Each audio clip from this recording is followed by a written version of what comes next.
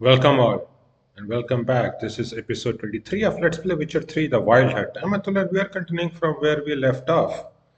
At the beginning, rather at the end of the last episode, we were going to do Ladies of the Wood mission. We have to find the Crones of Crookback Walk. And at the end there, we have reached near Downwarren, where the trail of Crete starts. Okay? That is good. Let us read the quest. Information found in the home of Hendrik, the Nilfgaardian agent, indicated Ciri had entered into conflict with some witch in Valor. At first, Geralt thought this witch was Kira Metz, but he later learned Hendrik had meant a different individual, one who dwelt in Crookback Bog. So the Witcher ventured into the swamps, determined to find this bog-dwelling witch and ask her about Ciri. We will see.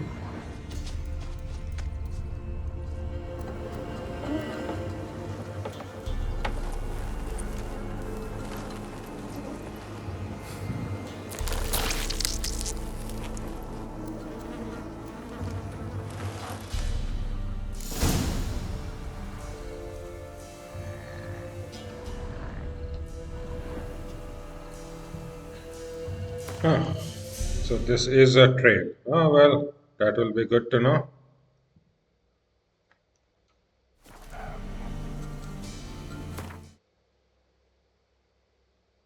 We are recording well and everything, so that should be good. So let's see. Oh, have something? I'm on the right path.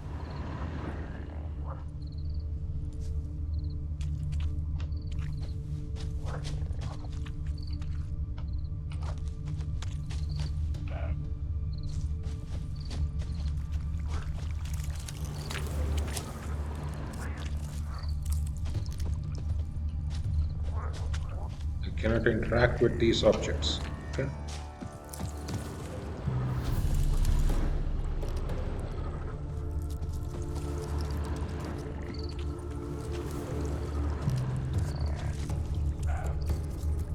That doesn't feel right. Almost like I'm about to get ambushed, but I mean, we already have a save, so it's not a problem if we get ambushed.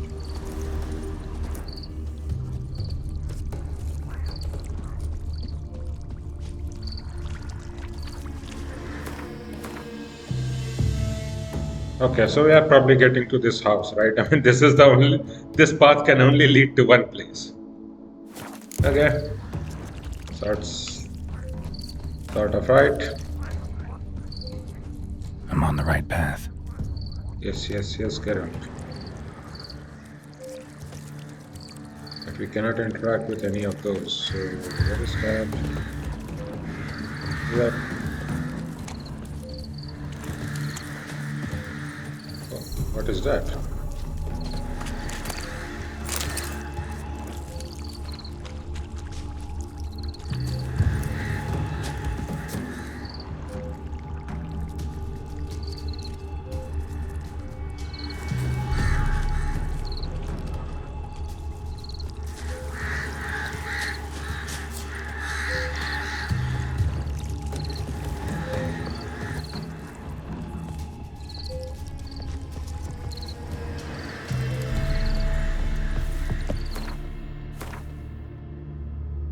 Oh, we have almost reached it.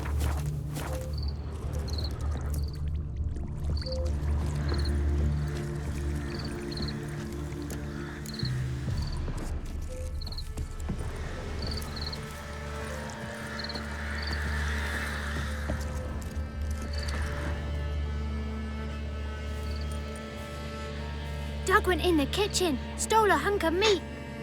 Cook gave him a licking, strung him by his feet. Cooked and bled him empty, stripped his skin off clean. Laughed and said, "How tasty, best sausage I have seen." Cook's a stupid killer, shouldn't have ate the pup. Now we'll light a fire, gonna roast him up. 1, 2, 3, the one to fetch the kindlings. Thee! Interesting rhyme. More like a very morbid one. Go away.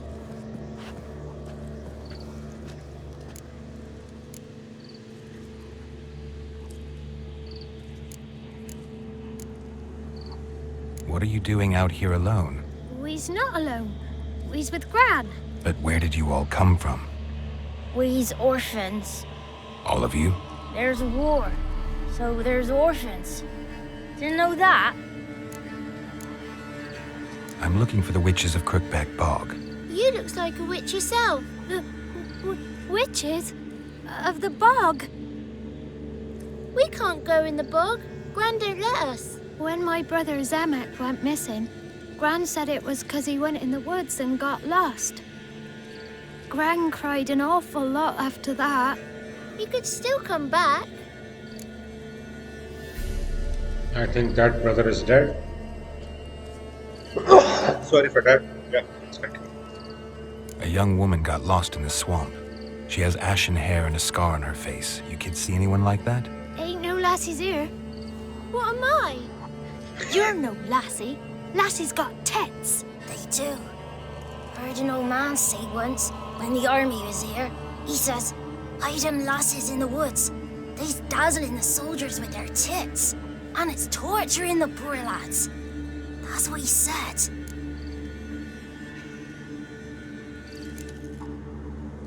Anyone else here, besides you? Meaning who? Someone who might have seen the woman? Like the six-eyed tree? Tree slapped all year. But there is Johnny. What's this talk? What kind of jabbering is this, eh? No one allowed here. Just kids. My kids. They're allowed. But who are you, wearing swords like a bandit?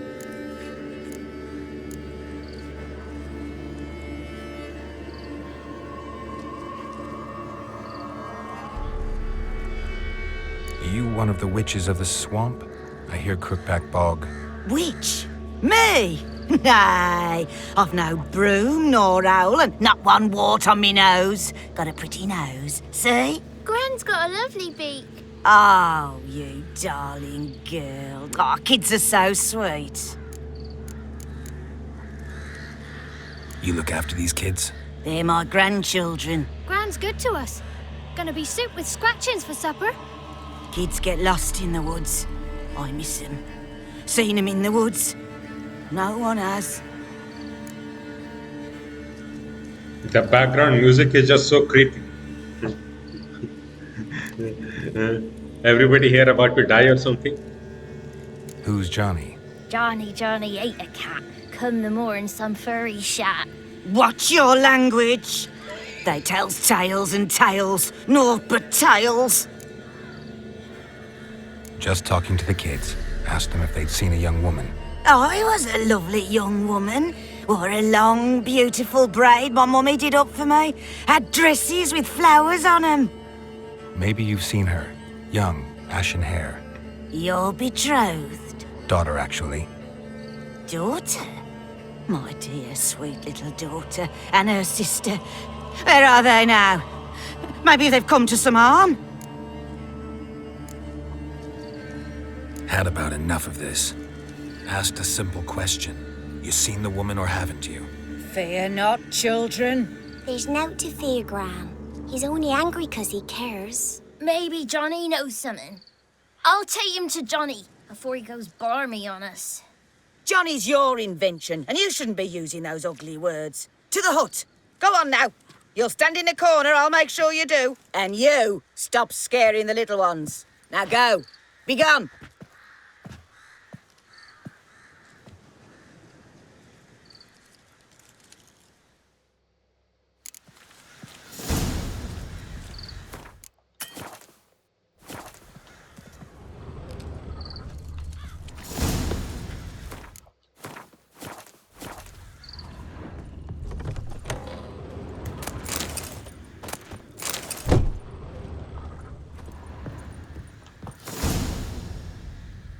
Journey to the end of the world, Sirens, the High Priestess's distant relatives, are winged monsters found in the Skellige archipelago. Most frequently on unpopulated isles or in the inaccessible coastal areas of populated ones. According to legend, they are daughters of the mythical winged giant Raswelk, who lives on the edge of the world and birds chaos with the waving of his wings. The Raswelk's daughters seek out the company of giants and often make their nests near their lairs. These creatures attack boats and ship from the air, tearing sails and leading fish threads and rendering the vessels in the wild. At times, they will snatch men or cattle from the deck and drop them from great heights to their death. They also attack travelers scuttling across isolated beaches.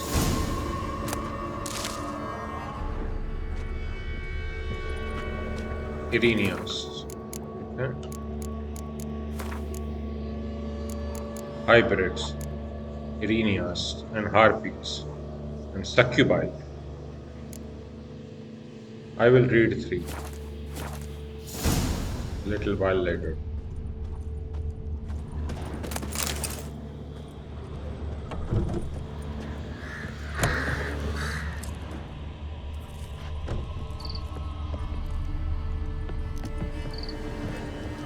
Or maybe even now.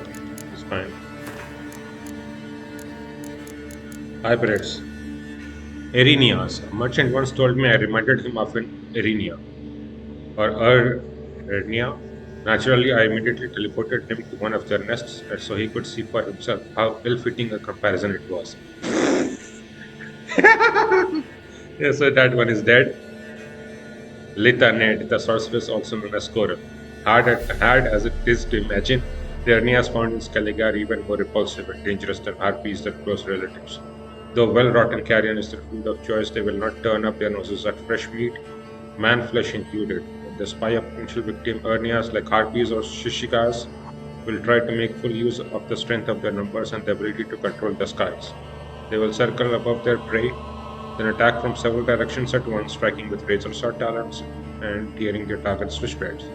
While attacking, they aim for the neck, eyes, and other vital organs, often causing their prey to bleed to death as a result. In this way, a small flock of Ernias is able to make quick work of larger, better-armed victims, who often are not able to defend themselves effectively from several opponents attacking at once. So, grape shot, hybrid oil, ard. Harpies. Most monsters don't actually keep any treasure in their lairs. Harpies, though, they like shiny things. Letho, viper, school witcher.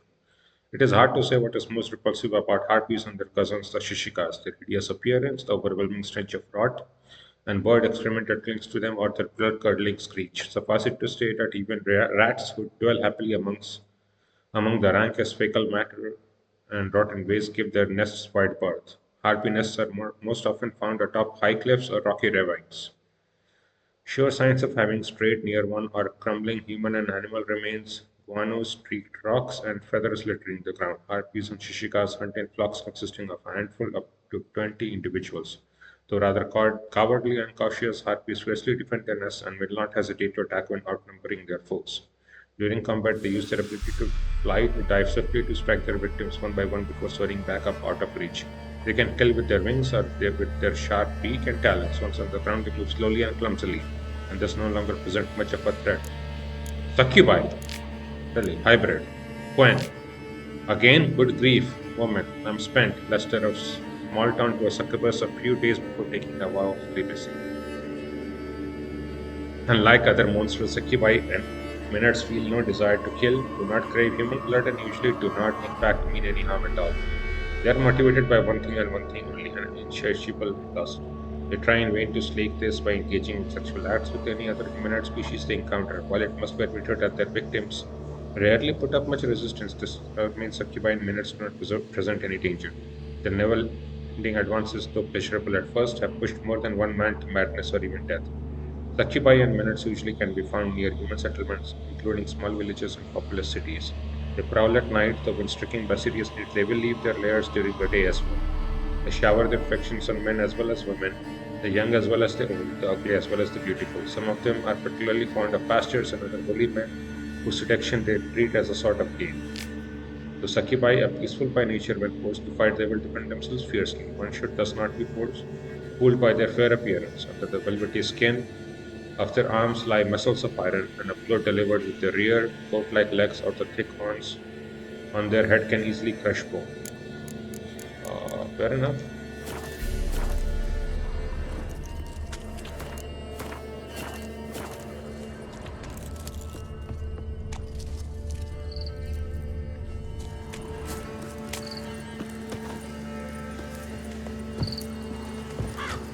Got 2 swords and a What's a stranger doing here? It must be coming home from war. Whoa! A fighter!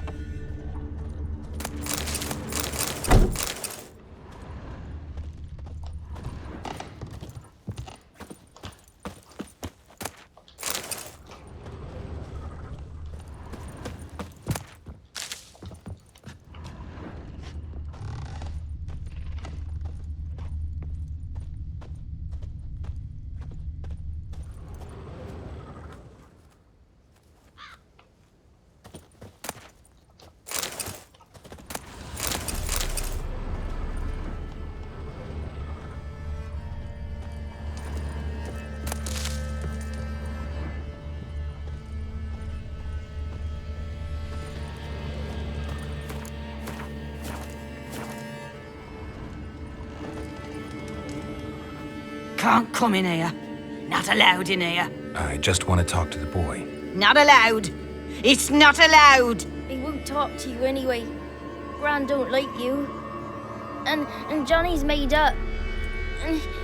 And strangers steal kids.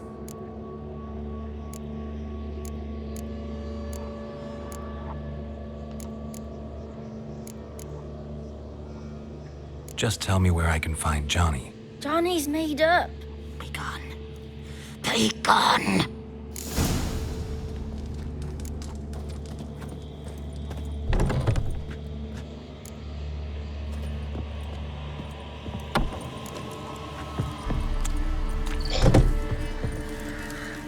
Why don't you want to talk about Johnny?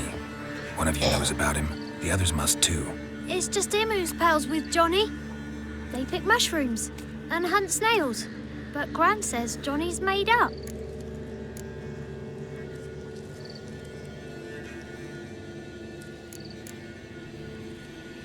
The boy who plays with Johnny, he must be brave. Not brave, just stupid. Sat his bare bum on an anthill once.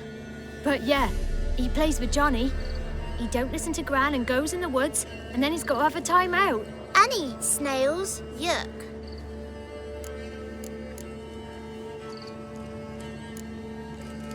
Have any of you ever seen Johnny? Of course. Looks just like him. Then why do you say he's made up? Gran says so. And Gran knows lots. Does your Gran treat you right? She ever hurt you? Never. When we're bad, she cries. She's scared. Says strangers might take us. And we'll disappear. The girl I mentioned is in danger. You gotta help me get your Gran away from the hut so I can talk to Johnny's friend. All right. But you've got to do something for us, too. Play hide and seek. Gran never does. Says her feet hurt.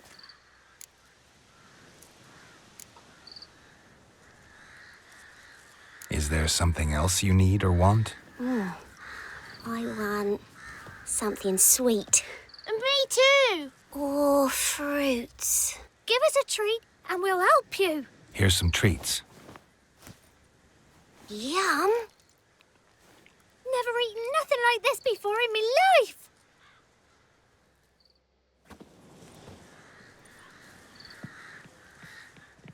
Gran! Gran! Bumblebee bit Yagner in the arse. Gran! Come!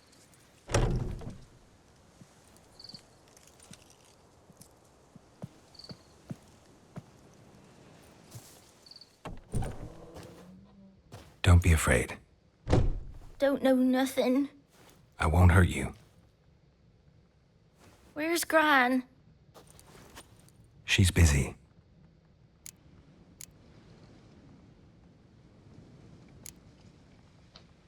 Where are you and your friend's parents? Dad, some starved. Others were killed. Like mine. One day, I went out at dawn to look for berries in the woods. Still some around back then. When I was coming home, I heard the yells.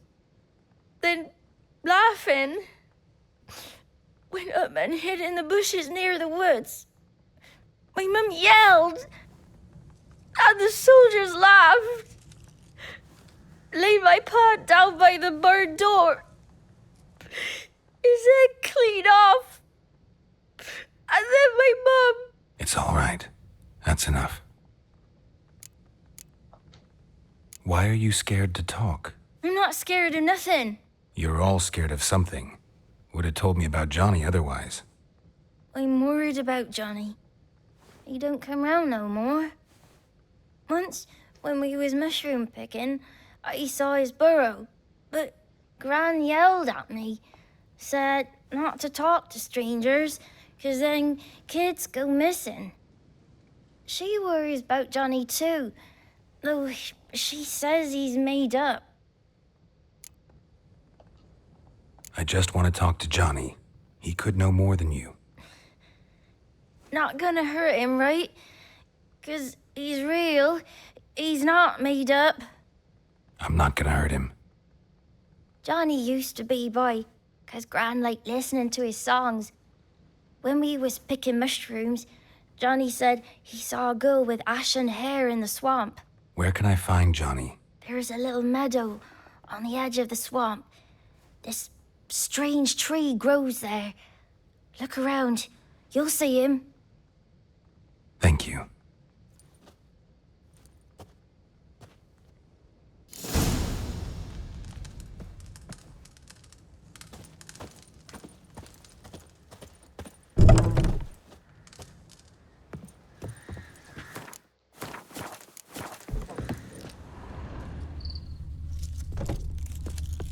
What are you on about? Who said arse? Eh? Ugly word, ugly. Don't cry, Yagna. Yagna's a stupid pig. Name-calling's not allowed.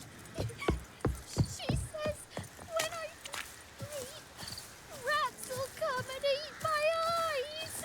Shouldn't say that. Apologise. Arse. I'll stand here till you apologise to her and to me. I've got time. Sorry. What is this? What? Nothing for you here. Stay away from the kids.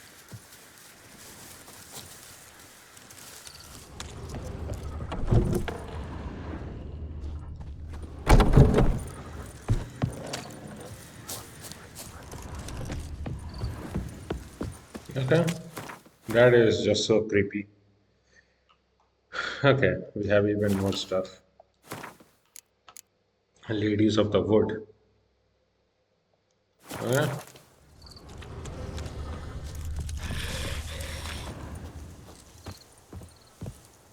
This sounds about right.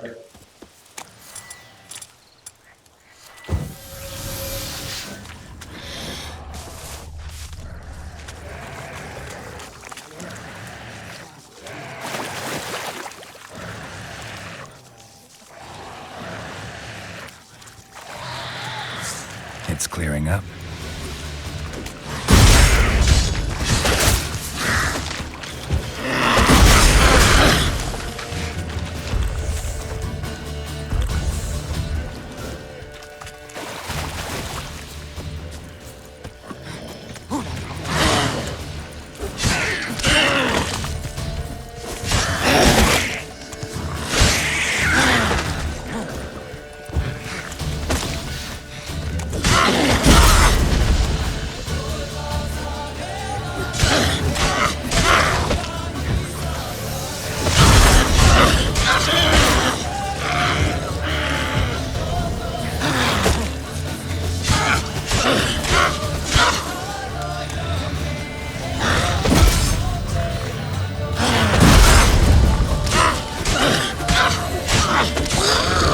If Johnny's real, he must leave prints.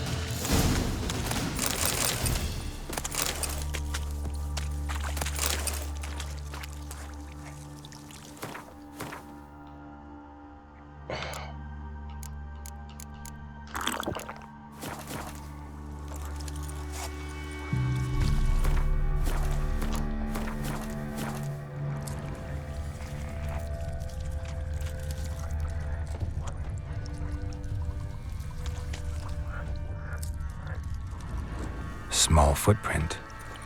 Johnny's been through here.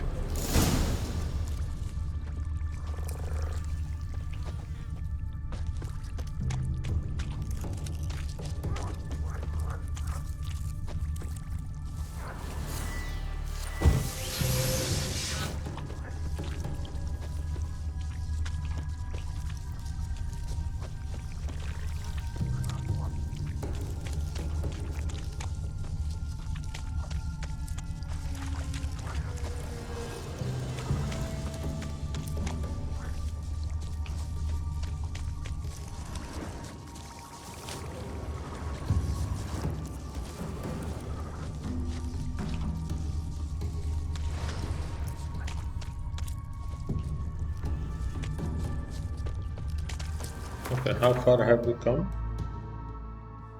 But we are still circling around here. Okay, it's not quite. Tracks lead to a burrow. Wonder what's inside.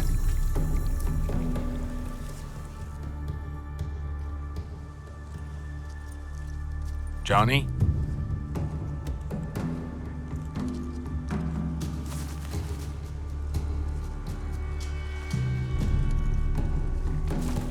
Don't be afraid.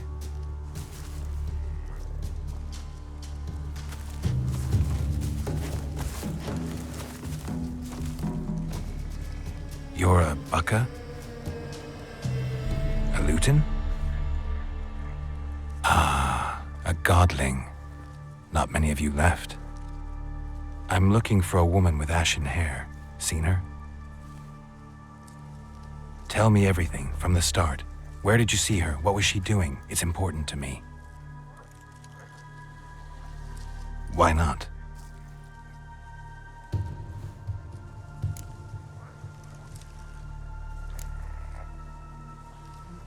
You know the kids from the clearing well? Don't be afraid. Not gonna hurt anyone. This where you live? Cozy burrow. Good location. Must know about everything that happens in the bog. Doesn't bother you having monsters for neighbors?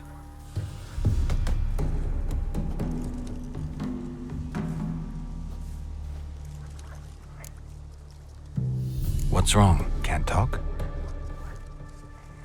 Why? Lost your voice? Can I help you somehow?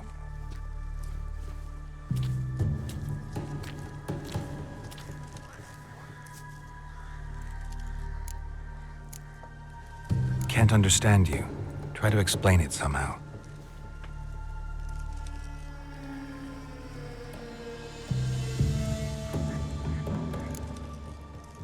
Want me to follow you?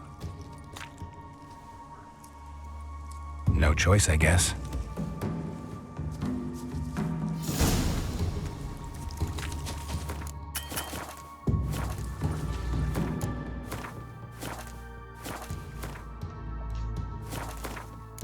Glossary characters. We have Johnny. Graden. Graden was one of the witch hunters in King Gradovin's service. Unlike a great many of his comrades, he came across as a level-headed fellow, one free of prejudice, at least in his dealings with witchers. Gran. In times of war, one often encounters those who have suffered cruelty at the hands of fate. Geralt was thus not shocked to meet the woman who the children in the well and swamps called Gran, though she seemed to have suffered manifold, unspecified ills. Whatever her woes, it was clear she cared for the war orphans in her charge with love and devotion. Johnny. When the children in the swamp clearing first told Geralt about Johnny, the Witcher had every reason to suppose no such person actually existed. It was difficult to imagine anyone living in such inhospitable surroundings without quickly becoming food for drowners or water hags. Geralt thus suspected Johnny was the figment of childish imaginations, an imaginary friend for lonely orphans. Years of experience, however, told him not to ignore any possible lead, so he decided to search the nearby swampland for any additional signs of Johnny.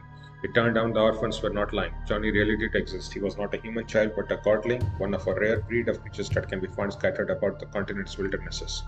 Unfortunately, Johnny had lost his voice in circumstances he obviously could not explain, and so neither could he provide much in the way of answers to Geralt's questions. We will solve that for him.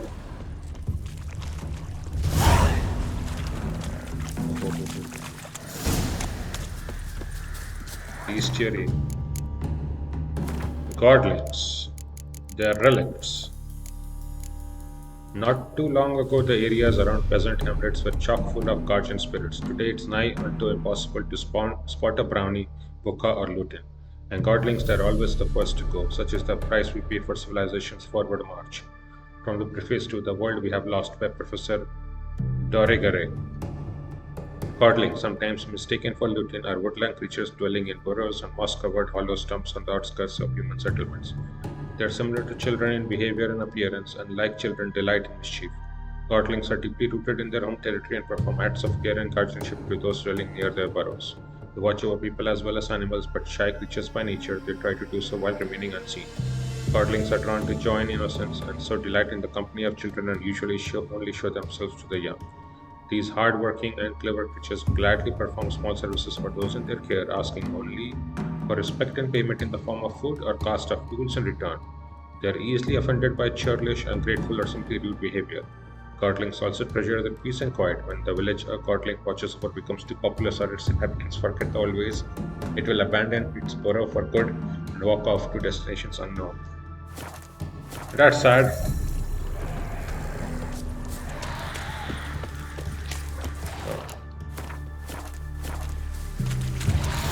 Damn it.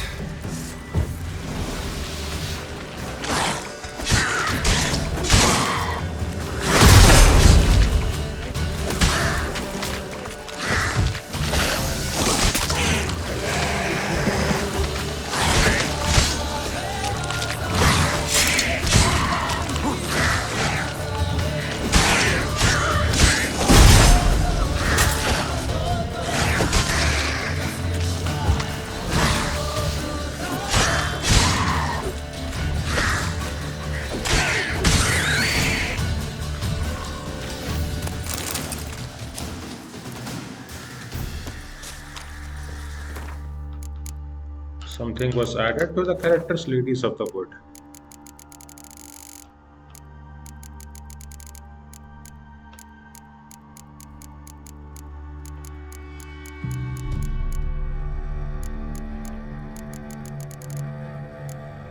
Okay.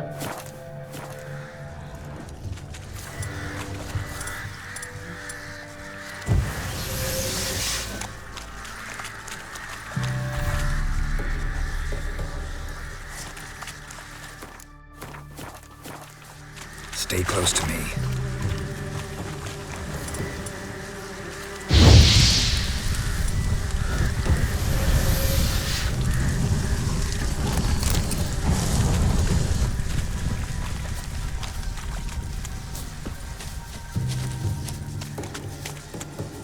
Don't get me ambushed by something, Johnny.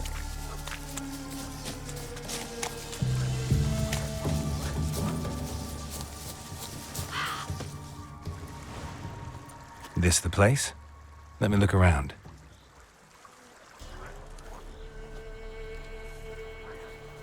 Something's on the ledge? Something that'll get you your voice back?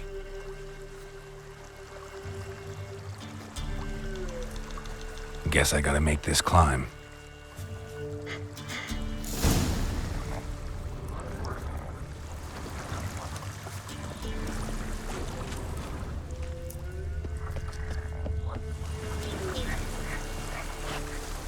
Oh, there is something there.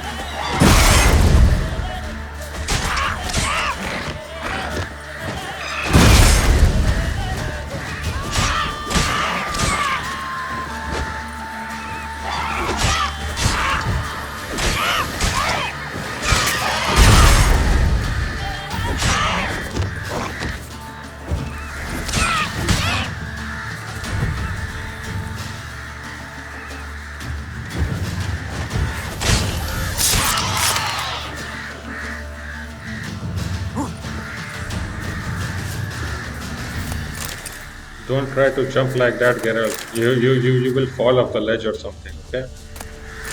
Lesser blue mutagens, really? So many mutagens up here. Greater blue mutagen can be made. Bombs can be made. Enhanced. So what was missing? Moon dust, quicksilver, sulfur, blow ball. Moon dust bomb, okay.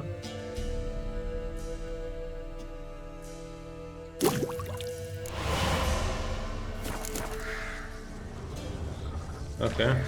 I guess so. Sealed bottle, raven's feather. Maybe he meant this bottle.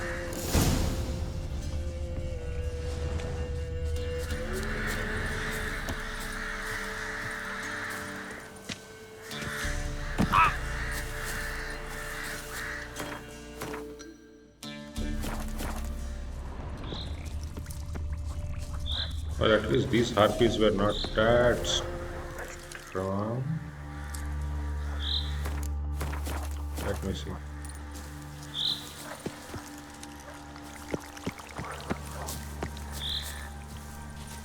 What is this?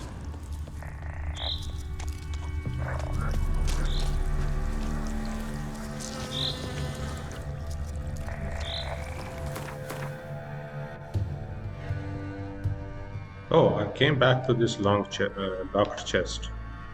Maybe somehow I can find it later, maybe? It's fine.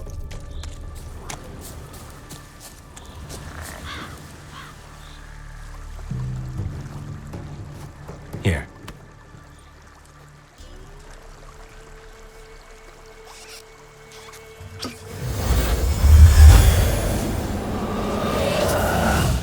Whiskey! Slither! Ringworm! Rubbish! Bumblebee! Flabbergasted! Ha! The sound of it! Peter Piper picked Prince Proximo a pack of pickled peppers by the pontar. Done celebrating? My favourite words! Life without savouring the sound of surreptitious shenanigans is like licking snails through a cloth. Thank you for this, noble whoever you are. Long be your life. Hang on a minute. I helped you, now you help me. Would you turn this beautiful act of altruism into a banal bartering of favours?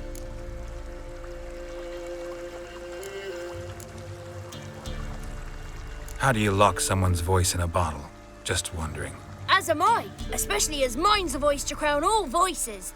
Sometimes it's like a forest brook, at others like a roll of thunder.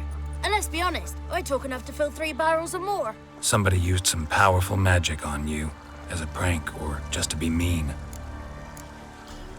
How'd you lose your voice? One morning I awoke and opened my mouth for my usual bout of singing with the thrushes. Lo and behold, no sound escaped. I tried and tried, almost burst a blood vessel. Then I went to the village, because word has it the new cunning woman works miracles. But people began crying out, "A smudger! A smudger!" and sick their dogs on me. Do I look like a smudger to you? Not a bit. Oh, I thought not. So it must be the Crones' doing. Who else would curse me? Blackbird friend of mine located my voice, but I was helpless to retrieve it. Couldn't ask a raven friend to just give you the bottle? Ravens serve the Crones. They don't help no one.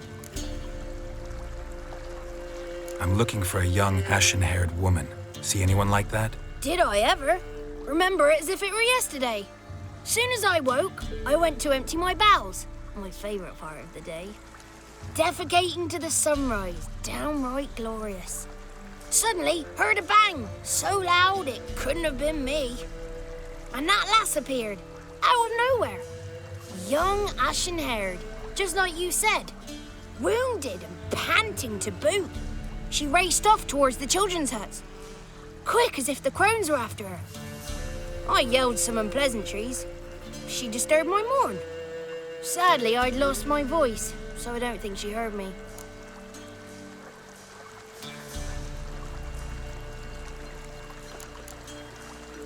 I've been to the village in the swamp, met a woman who might have been a crone. Did she seem confused to you? Nuts, completely. So I'm not crazy. That's no crone. That's the granny who takes care of the orphans. Claims the kids made me up. Me! An orphanage in a swamp? What do you have against swamps? Lived here my whole life, and I heartily recommend it. Between all those drowners and water hacks? No, please, thank you. What do you know about the Crones? They're as old as this forest.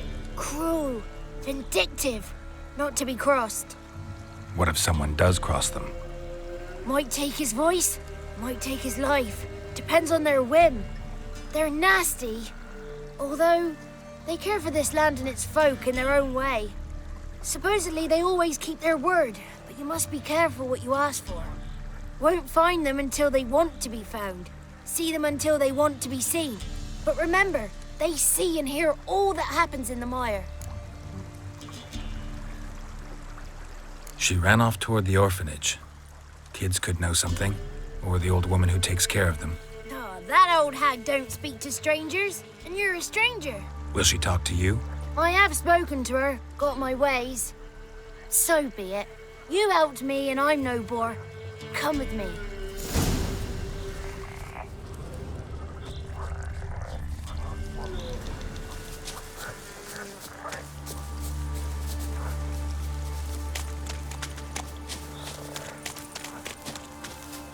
Oh, he runs so slowly, dude. Of course, Johnny is little like a child. So, makes full sense. Careful! Watch out! Yeah. Watch out! Giving me no choice.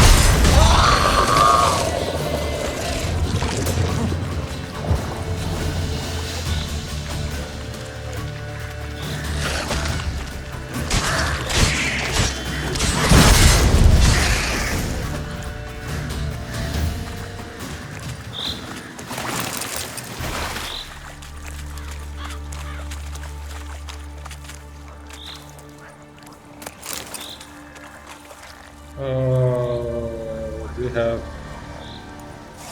so basically nothing left.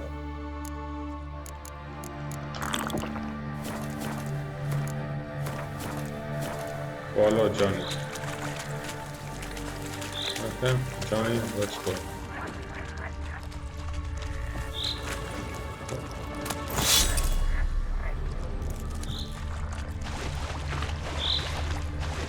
What? There was literally a random soldier in here.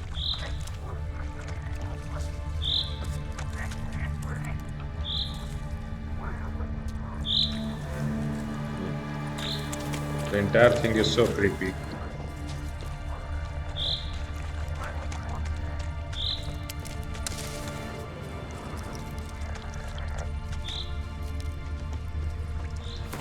So what path are we following? This path, okay. So unlike the trail, we are following some random path. Oh, and we can directly teleport in here, really. The 33 thieves thought they thrilled the throne throughout Thursday. Ha! You do love to talk, don't you, Johnny?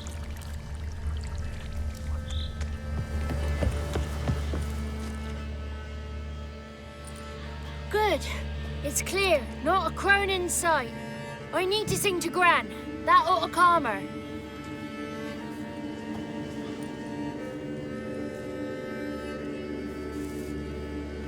Little Johnny softly gaze, fire waning pale. Pop! A spark jumped out and whispered, "Listen, I've a tale." You got your voice back. I did, though I seem to have lost an octave somewhere in the process. I shall look for it when I get home. You're not allowed here, Johnny. You shouldn't have come. Calm down, Gran. Don't get angry. It's not good for you.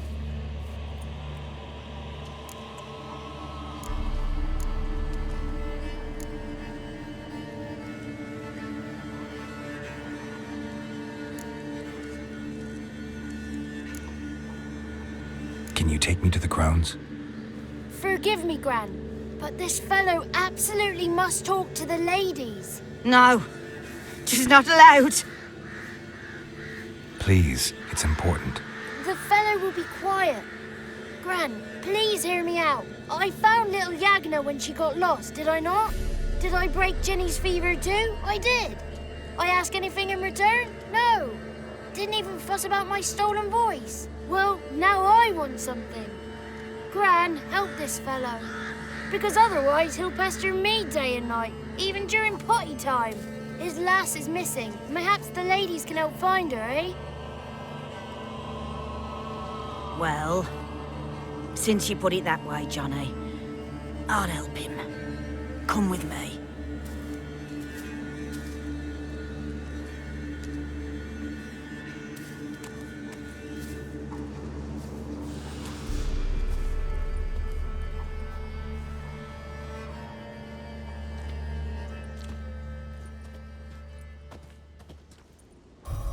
Johnny's a good lad, though the ladies don't like him. No, foul creature, they say. Don't like him. Who are the women in the tapestry? Those are the ladies. Ladies lovely, with power o'er all. Beseech I thee, answer my call. Before you a worm crawls, wretched and small.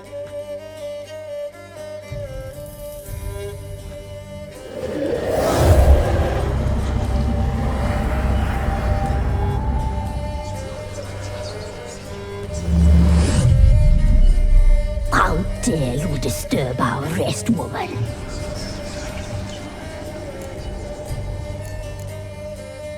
Someone speaking through you? Good looking and clever, too. Where have you been hiding, boy?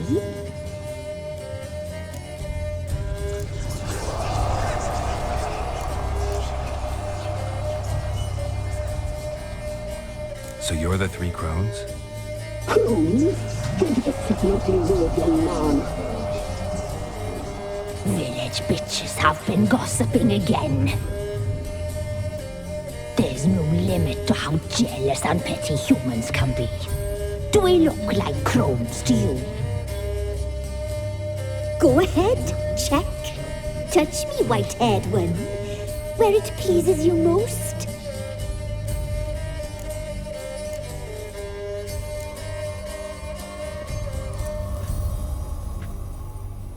Is it my imagination, or is this tapestry made of hair? Oh, he's got a sensitive touch. Touch me more, boy. Touch me more. Where do you get human hair? Never heard of the cutting?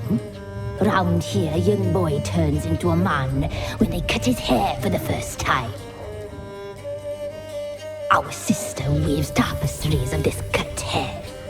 If the weft is straight, happy's the fate. What if the weft's crooked? Then it must be unraveled.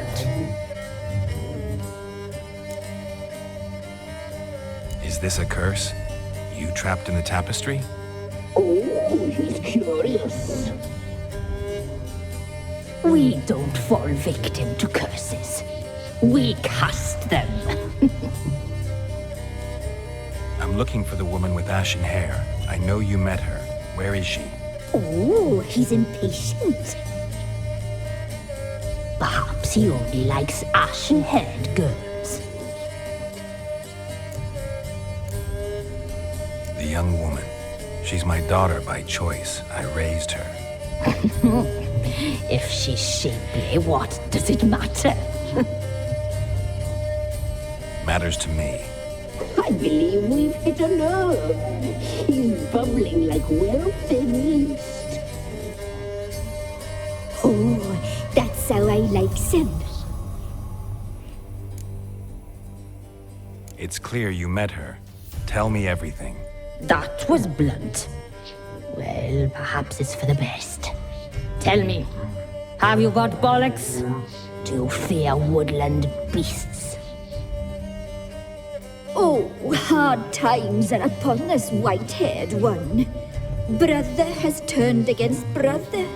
The land is soaked in blood. Evil reigns stronger than ever before. A dark power has surfaced near Downwarren. It feeds on hatred and disdain. Destroy the beast, and we may be grateful. Tell you all we know about this ashen-haired maid. Dark power? You need a knight-errant or a witch hunter, not a witcher. The alderman of Downwarren will tell you all. Remember to collect payment from him after you complete your task. And now our servant will bring you the dagger. A dagger? What for? When the alderman sees this dagger, he'll know we sent you. He'll aid with all. I'll talk to the alderman, but I can't promise anything. Move, woman! Give the young man the dagger. And you, White One, return only once you've completed the task.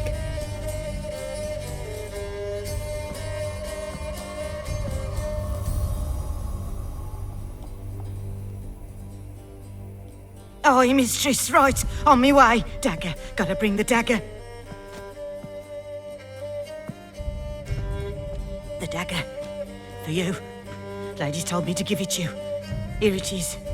The dagger.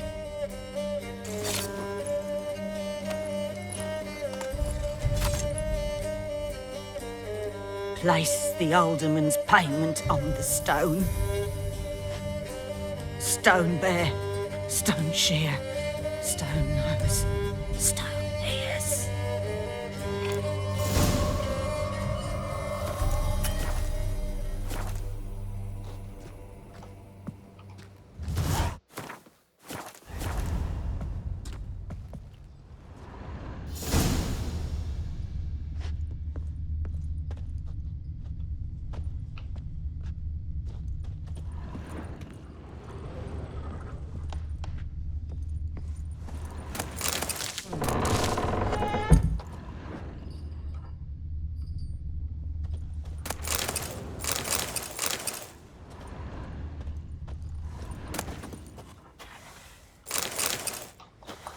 Witchers, not quite the devils you thought. A conviction has arisen amongst both mages and the hoi polloi that witchers barely rise a hair's breadth above animals, and that they are deformed and bloodthirsty mutants, and that in slaking this third they do not limit themselves to the fluid of monsters. Meanwhile, the research and observations of Virgil of Bard Art paint an entirely different picture of the cast. Of course, it is an indisputable fact that the mutations witches undergo influence their temperament, immune system strength, and endurance. Yet one cannot consider them unthinking beings forged only for killing as a result. In fact, witchers cultivate a unique culture, a specialized body of knowledge, an effective training system, and even a code of honor. They know an incredible amount about the effects of ingesting various organic and inorganic substances, and also a small amount, but nevertheless something, for the fundamentals of magic, by which I mean the simple spells they call science. On the surface, the Witchers appear to be a homogeneous social entity, but in truth, their fighting styles, training regimens, and worldviews differ significantly depending upon the school to which they adhere. The best known Witcher schools on the continent are the School of the Wolves, the School of the Bear, the School of the Griffin, the School of the Viper, and the School of the Cat. Good.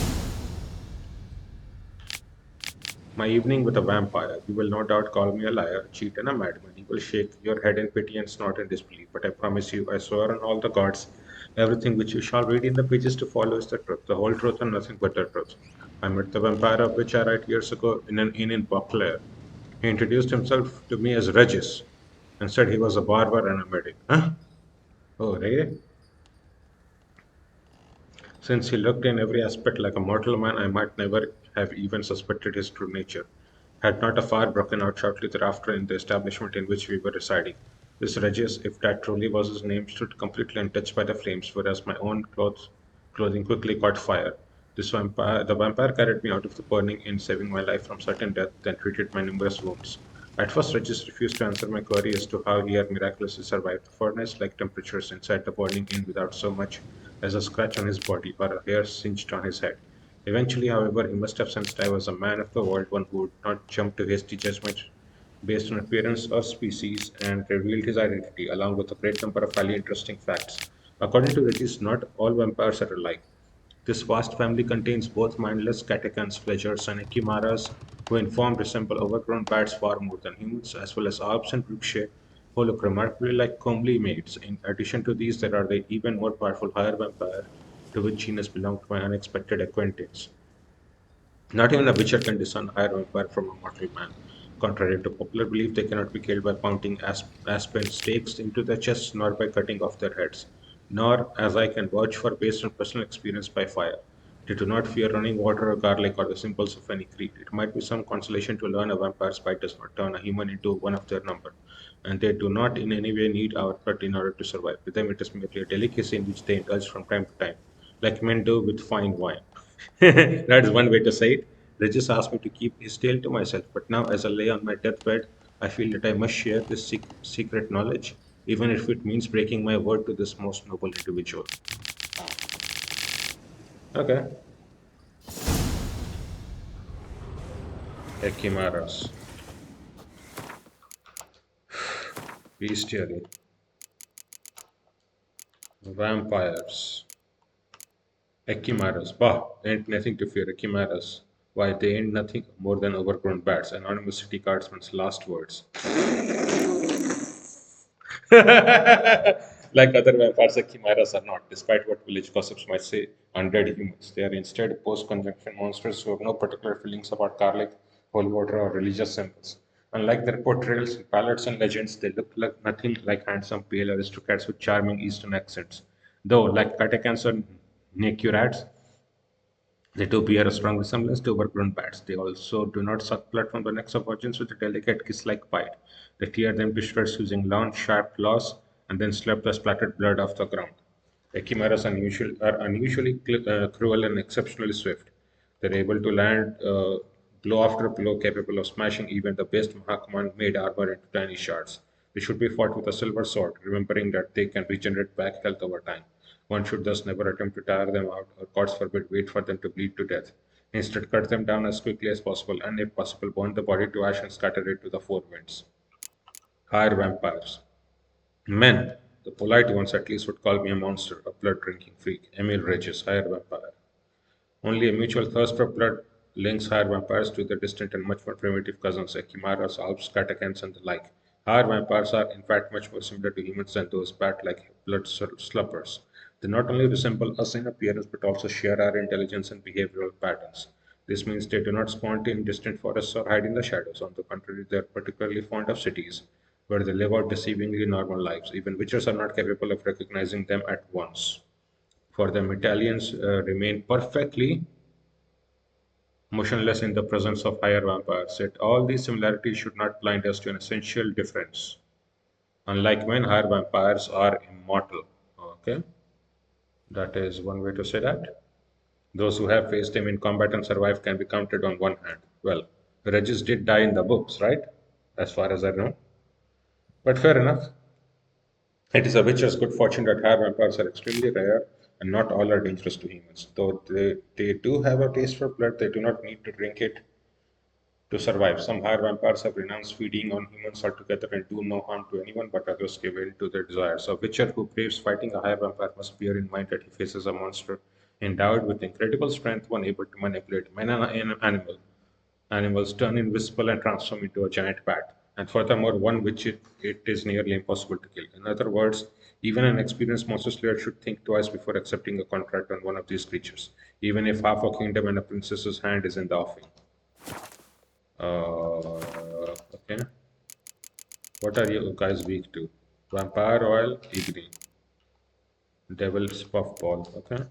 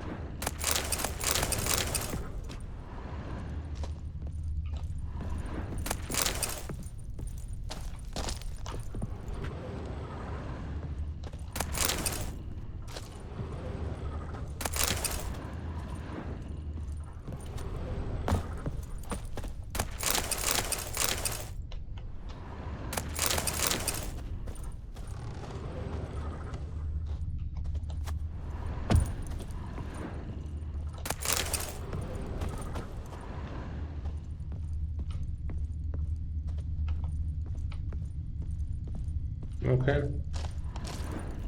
Nothing more to loot.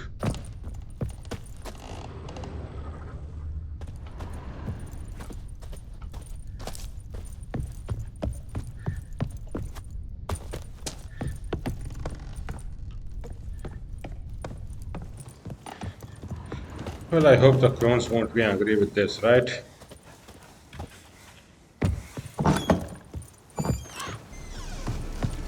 Whoa! A fighter! Got two swords! And a wolf round his neck! Must be coming home for more. Okay, we are at level 10, almost at the end, right? That sounds pretty good. Family matters and ladies of the wood. That should get me to above that. Talk to the ealdorman of Downwarren about the village's problem. Well, we do have to find Baron's wife. That means we need to get all this done.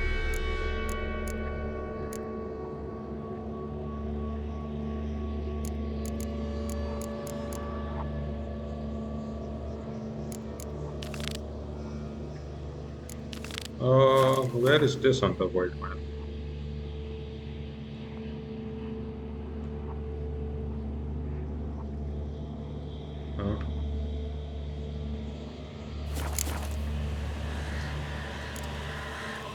Okay, so there's literally no place where that is available. Okay. That is just what it is then.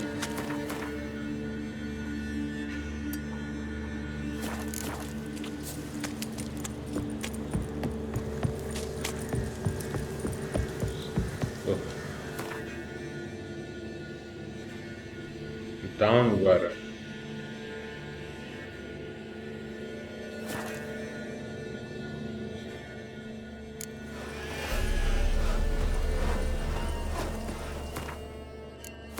First, anything that we can do? No. 73 out of 90. So I would. Hunger's turned this one pale. I should actually first go to Crow's Perch, right? And then put away everything.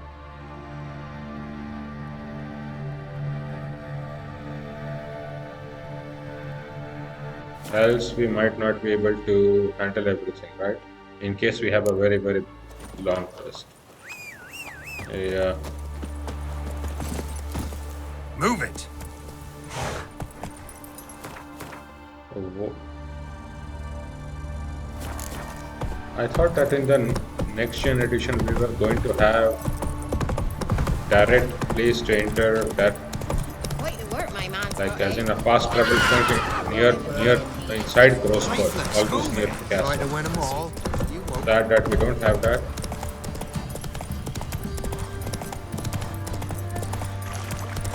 You, white one. What's your business? I'm sorry, Mr. Dog. This happened second time in 2 episodes. That is so sad. I'll tell you where the loot's at.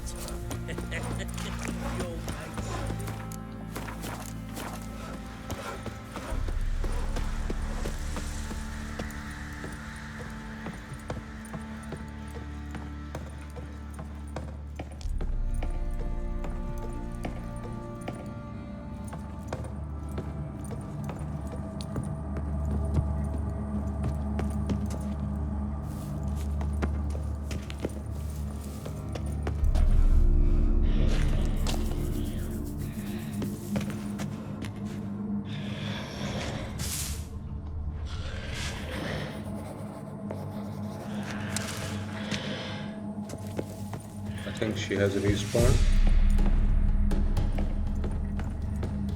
Well, I'm not dealing with that nonsense again then. Screw that.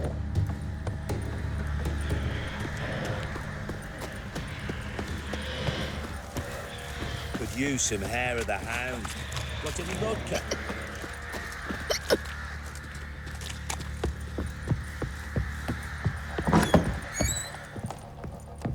Come on.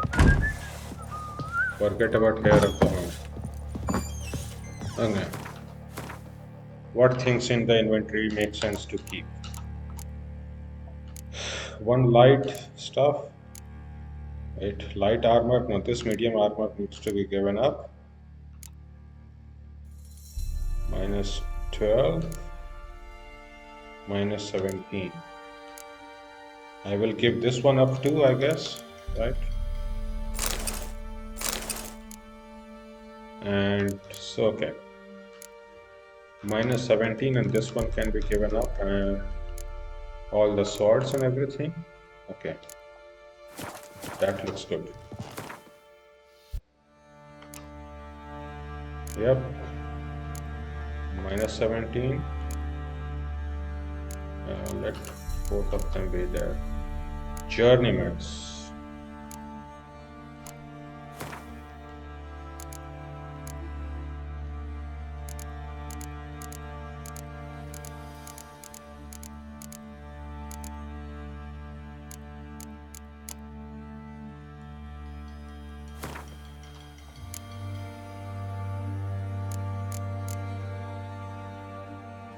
Only 9 arrows, okay. Oh, that reminds me, we are still at 45. That is not good enough.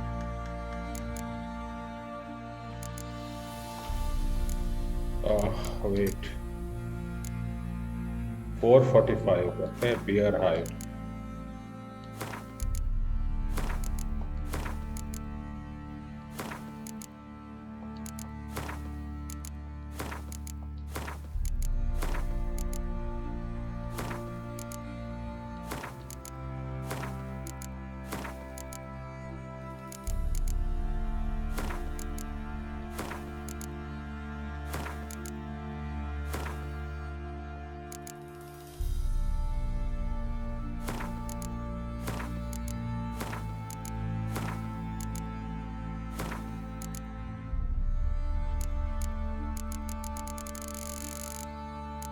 These items are impossibly too much. Nothing for Roach. Those are just 1 each. Those don't have any weight. These ones do, but they are at least quest items. And these ones don't have any weight. At least that one is good. The alchemy ones don't, okay? So that should be about that. Where you get garlic these days?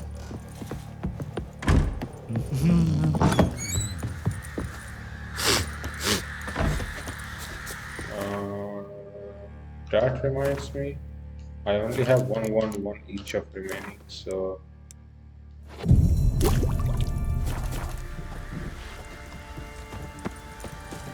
definitely the time Move to it. do this. Yes, move it, Roach. White as curd. Blowing hangover. Proper downpour this is. Come on, Mr. Dog. I'm sorry again, but I will take your move. Go, go.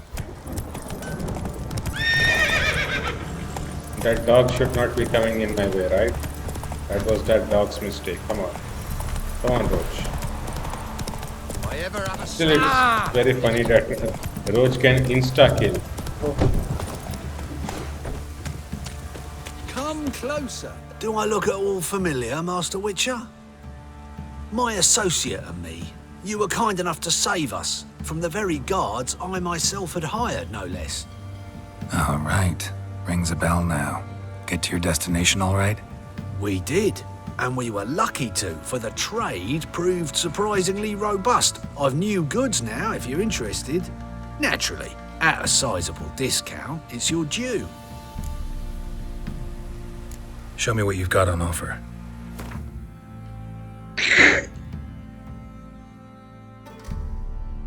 Racing horse blinders. No, still. So long. Right one. Take a gander over here.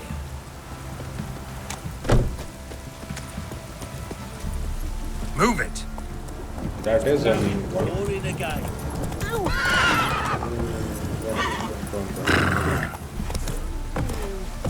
Okay, good that you didn't jump into this last water. You.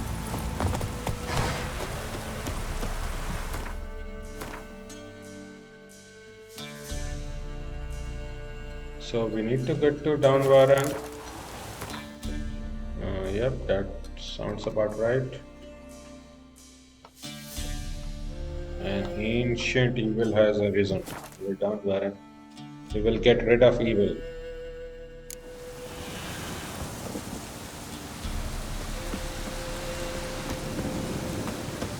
Crossbows have brought us rain.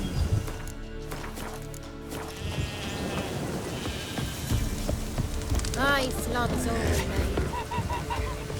Greetings. Nice village. Aye, A real pearl of the swamps. if you say so. You get by all right? Aye, winter to winter. Somehow we survive. Recognize this dagger? Aye, master. I didn't know you belonged to them. Don't belong to anyone. Down to business. I want to get Geralt's this done voice changed to quickly. normal again. So that's how it's to be. I'm supposed to help solve your problem. Tell me what it is. Just the essentials. The war awoke an ancient power. An evil one that feeds on bloodshed. Nightmares haunt our nights and days. Folks sleepwalk from their homes, never to return. Under the tree on the Whispering Hillock they lie. Unburied, all. Fathers, sons, daughters, and mothers. Folk are afeard to move them. You must go there. The dark powers must be cast off.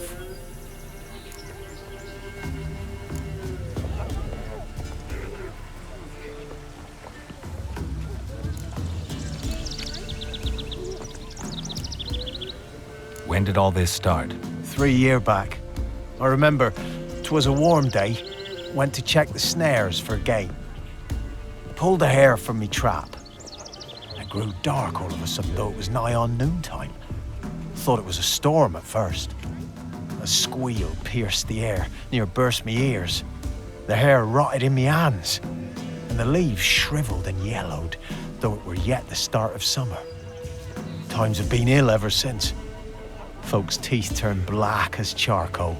Womenfolk fight like polecats, bawling and brawling over nothing. The young'uns, born crippled, lame, fear and cursing.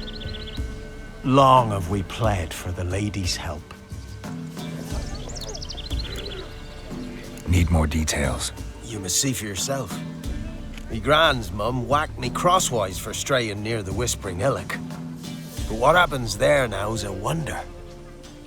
A few times folk from round here gathered to chop down the trees and burn the cursed soil back to use. None returned.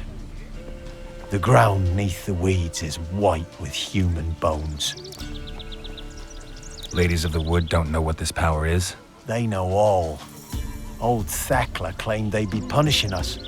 Folk stopped respecting them. Some even call them witches. But must not be they, for they sent you. I'll look around the Whispering Hillock. You be careful, Master Witcher.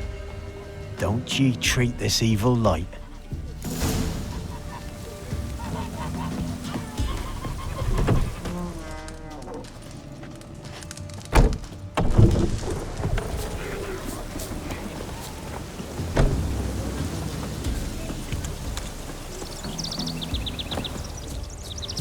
Anyone want to go and jump in puddles?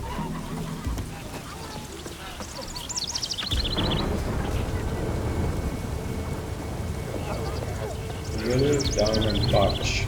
If you wear it, I can patch it, save it, damn it, or otherwise make it as good as new or better. My hands work fast and steady, thread and patches included in the price, but if more than a dozen's worth of stuff is needed, you'll have to provide it yourself. Payment in eggs, grain, or potatoes preferred. Wagon for sale. Yeah, this I have read. Free dog. Yeah. What do I got to do to get me a sword like that? Undergo a potentially very dangerous training, which kills most people.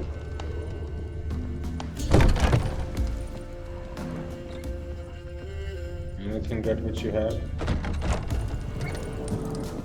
all of you guys are broke. Okay? Anyone want to go and jump in? Milk, freshly curd.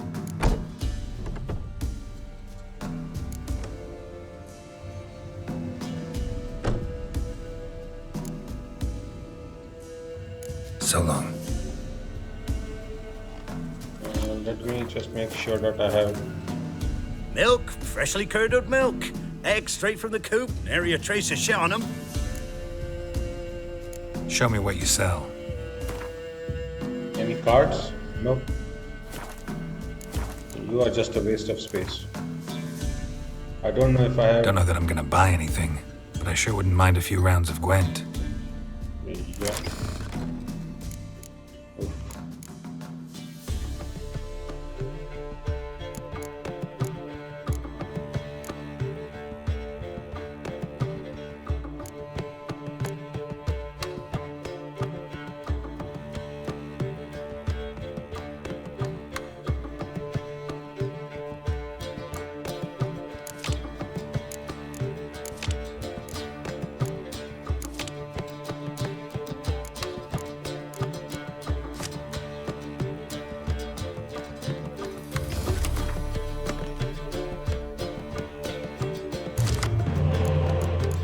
We do have quite some decent stuff.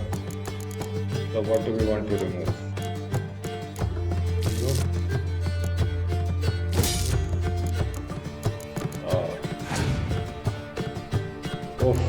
Oh, perfect.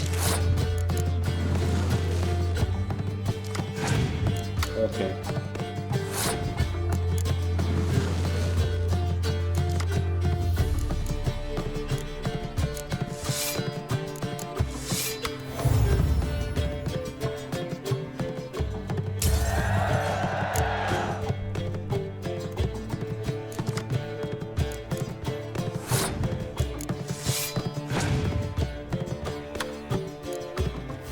Okay.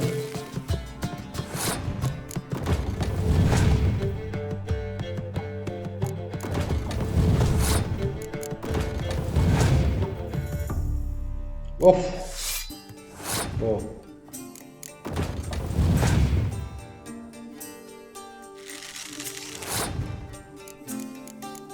Oh, yeah.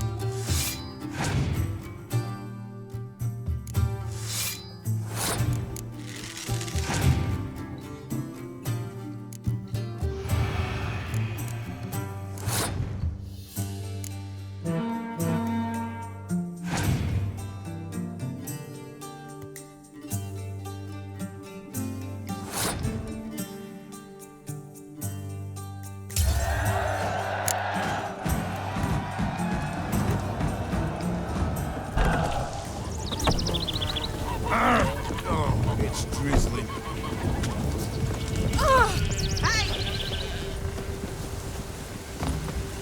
New item lead ×3. Oh, because we couldn't win another card with. Okay, so about this quest. Read the ladies of the wood. Okay.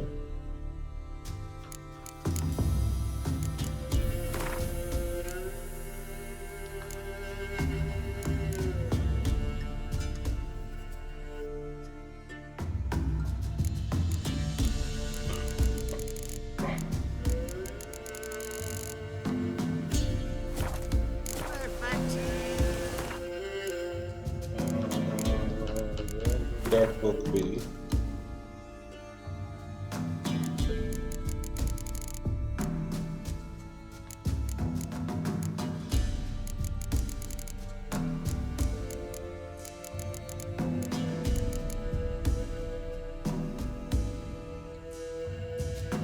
The gods have abandoned us, the mighty of this earth care not for our fate. Only the ladies of the wood watch over Velen. In foul times, when plague and famine reap their harvest, we must beg the ladies for help. If they say fit, they will hear our pleas and knock back fortune's foul blows. This is how one begs help from the ladies. Find a child, young and innocent, and take it to Crookback Bog. Seek out the ladies' shrine. It is where the trail of treats begins. Set the child off on the trail, and it shall follow the sweet track and find the good ladies. The child will never want for anything again, for the ladies are kind and generous. Stand before the shrine, pronounce your supplication, and the good ladies will hear, for they see and hear all that takes place in their demesne. If you made the offering as it must be done, your plea shall be heard.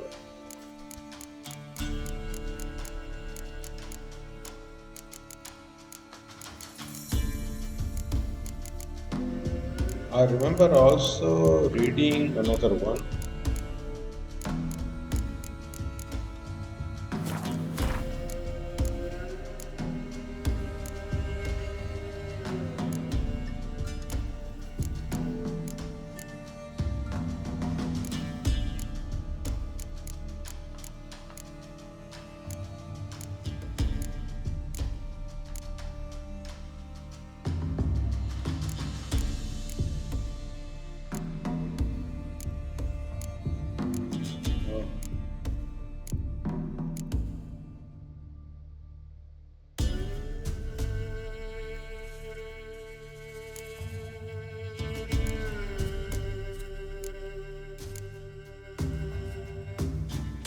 She who knows. Folk say there were four at first. The mother, she who knows, the lady of the wood, came here from a faraway land, and since she suffered terribly from loneliness, she made three daughters out of dirt and water. A long, long time ago, the mother was sole ruler of all of Velen. Her daughters brought her the people's requests and served as her words. Each spring, sacrifices of grain, animals, and men were made to the lady of the wood on her special night. Yet as the years passed, the lady of the wood slipped deeper and deeper into madness. Her madness eventually spread over the land. Men took to abandoning their homes and settling out into the bog, where they became food for beasts. Before long, Velen was drowning in blood. The daughters saw their land nearing destruction and took it upon themselves to save it. When spring came once more, and with it the night of sacrifices, they killed their mother and buried it in the bog. Her blood watered the oak atop Ard's serpent, and from then on the tree grew wholesome and hearty fruit from the people. As for the lady's immortal soul, it refused to leave its beloved land, and so the sisters imprisoned it. To this day, it lies trapped beneath the Whispering Hillock, where it thrashes about in powerless rage. I think this is death, right? Something who became mad and causes madness? Indeed.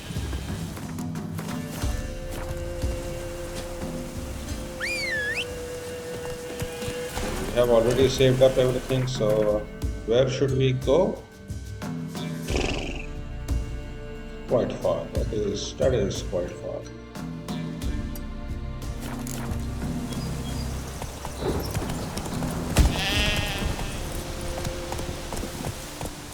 Did this sheep die?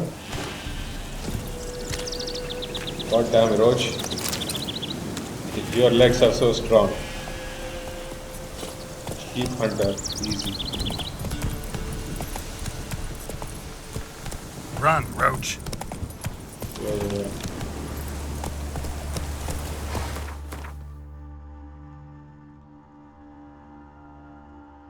Why have we come in this direction?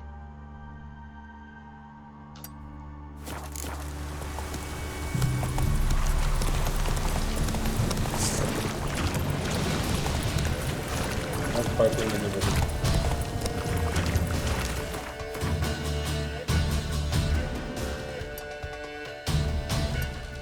Maybe this is a fight I have to pick up.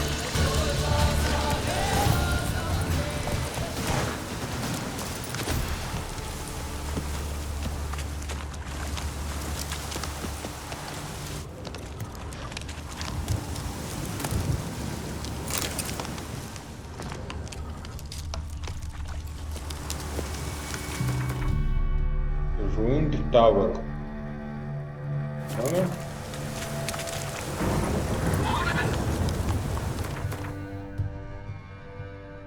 Okay.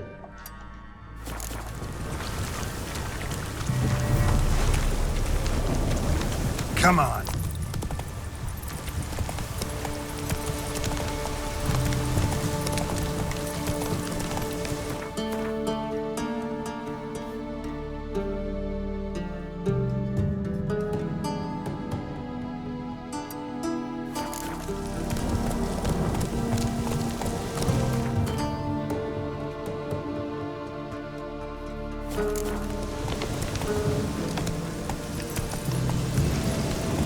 Should anyone make a save?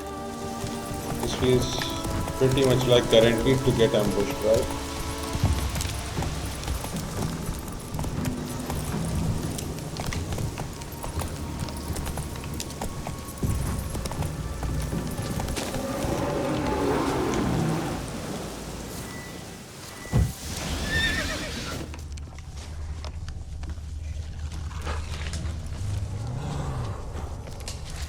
Be gone. Come no closer. I know whence you come.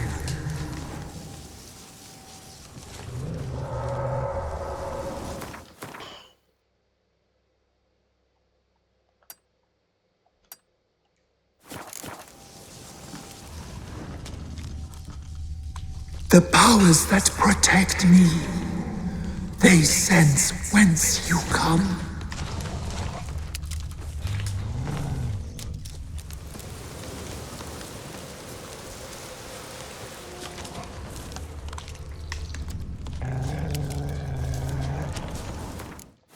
Okay. What? Be gone! Be gone! Be gone! The powers will not relent.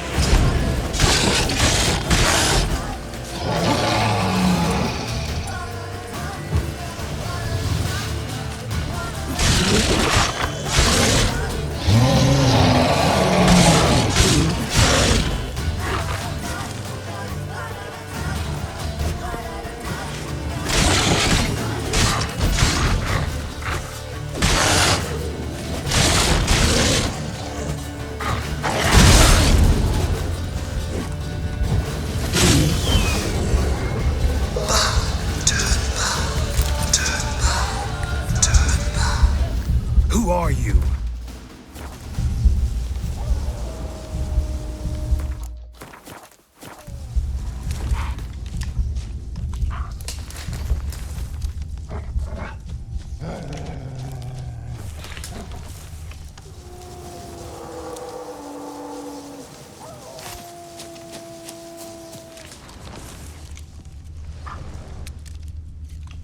Fang bites.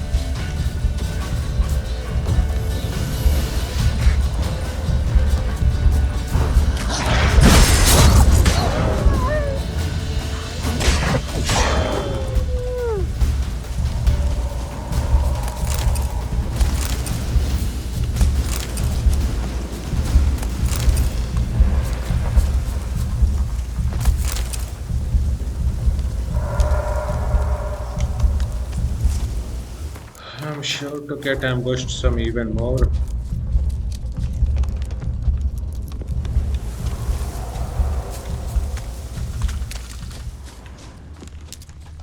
Okay.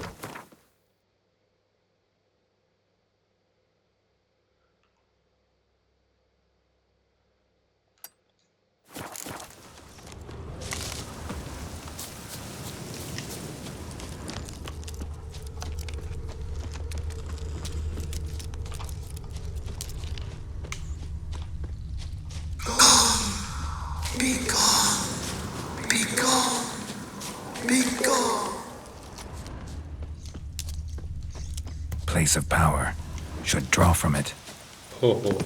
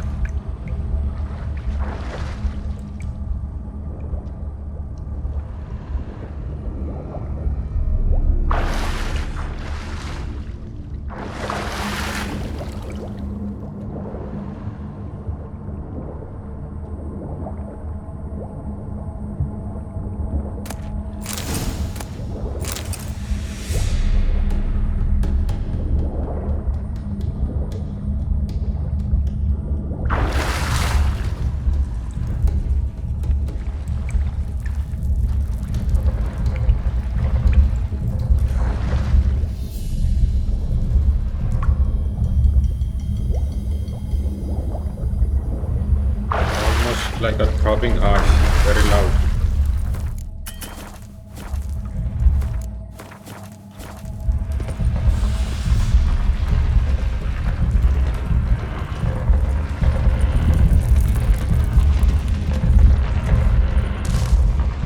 Why have you come? Why spill this blood? Are you here to grant me death? Or is my freedom your wish?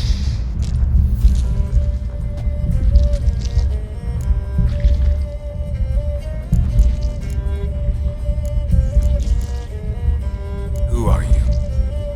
I abandoned my circle, where I'd kept the balance. The Crones killed me, and cursed my ghost. Never heard of a druid circle in Velen.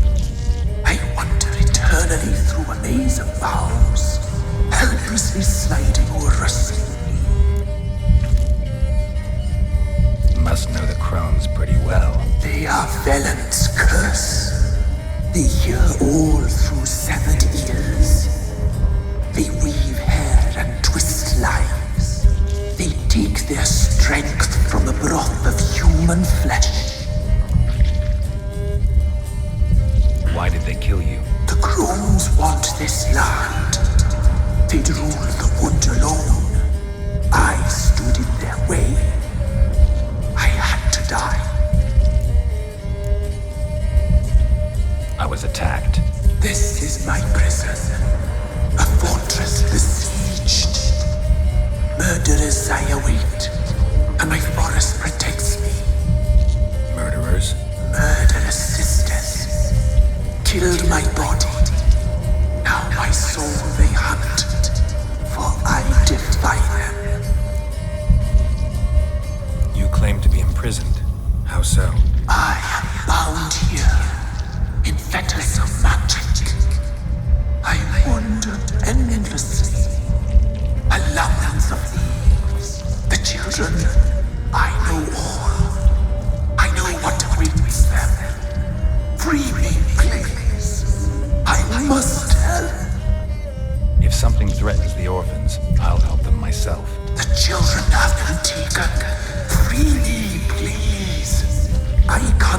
gale, a gallop unchained.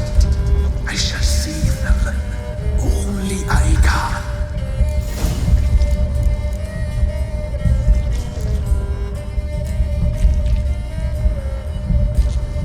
Why do you think the kids from the meadow are in danger? The sisters took them. They shall not return. Where'd they take them? I can help. It is done already. It cannot be undone. There are no roads to Ard-Serben. They shall all die. Let them be saved. The Crones. What do you know about them? The sisters are older than the oldest trees. Velen is their realm. All life here serves them. The sisters live concealed. You will not find them. They hear all. You cannot hide. I can't decide just yet. You must come back. Free me. I beg you. Beware my sentries. They stand guard still.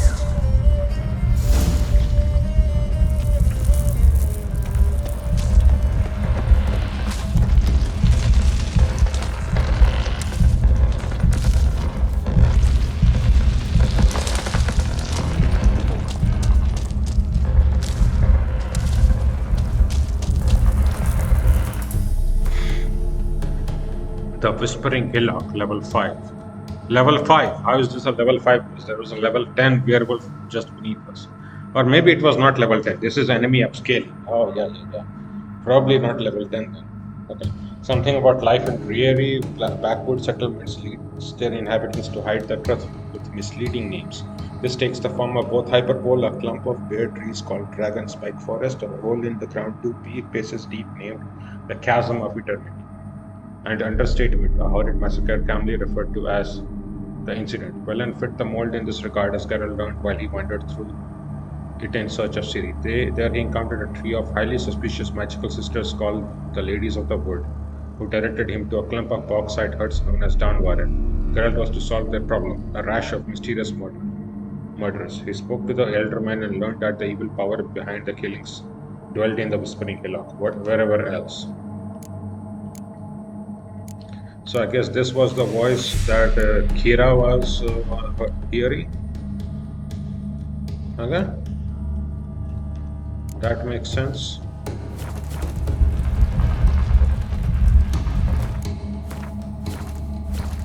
Okay, I have this save at 23:24. That should be good. Okay, if we have this world map, we can teleport to Ancient Oak. Should be very easy to find this place.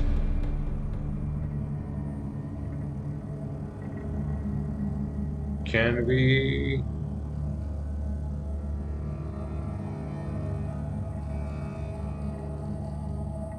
talk to the older man and find out what this is?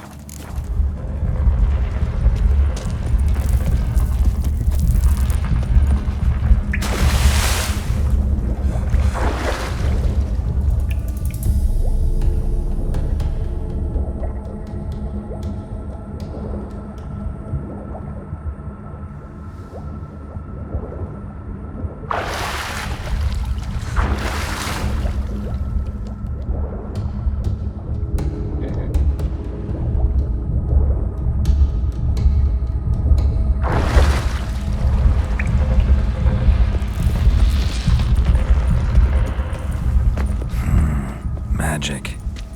A place of power.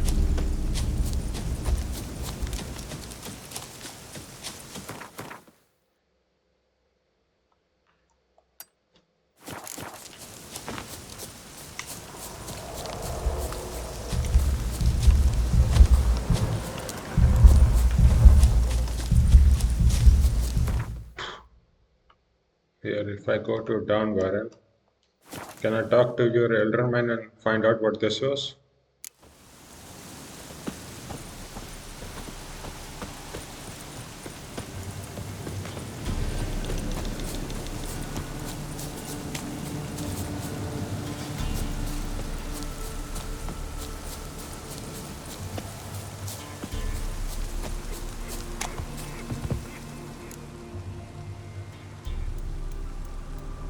Others call them the Crones, but you call them the Ladies of the Wood.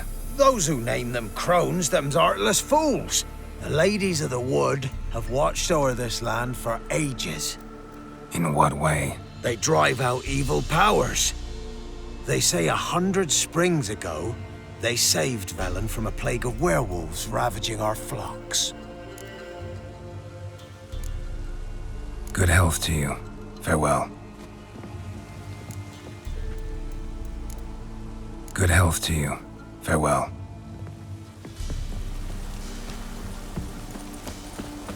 So this guy definitely knows nothing about that.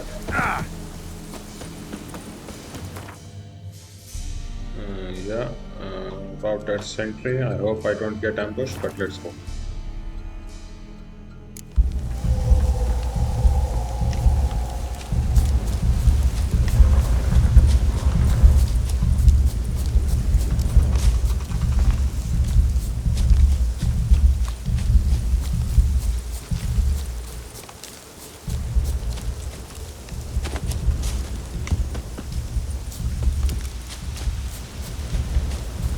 So he's basically the root of this tree.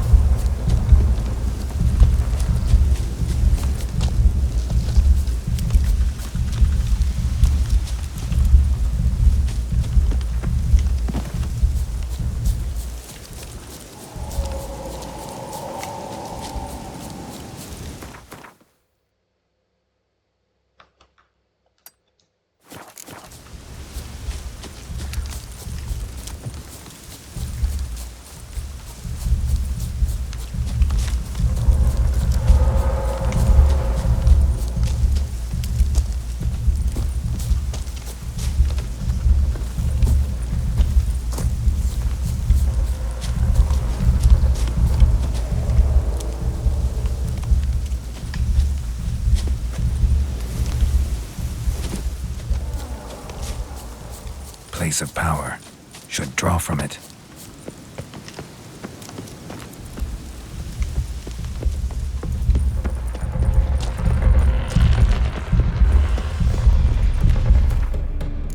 Okay, so we have this book, right? What was the name again?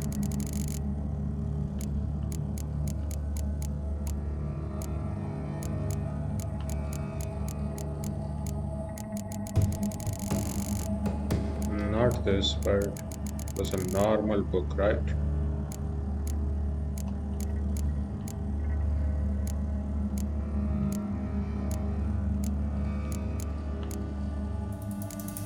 She Who Knows, the Ladies of the Wood. And they became Ard Serpent. Her blood watered the oak atop Ard Serpent, and from then on the tree grew wholesome and hearty food for the people. Oh, this is... Okay.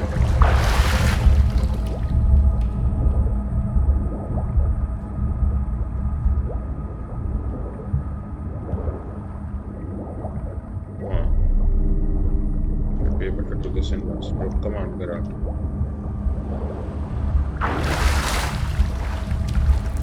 Good fight. Well, let's ask how to free you.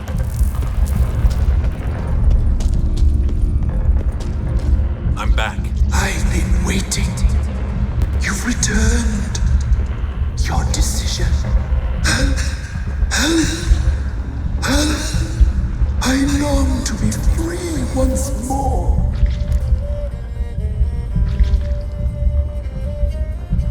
If you can save the orphans from the meadow, I'll help you. I will find them, free them, open the door of my cage. Blood is my escape, a rite you must perform.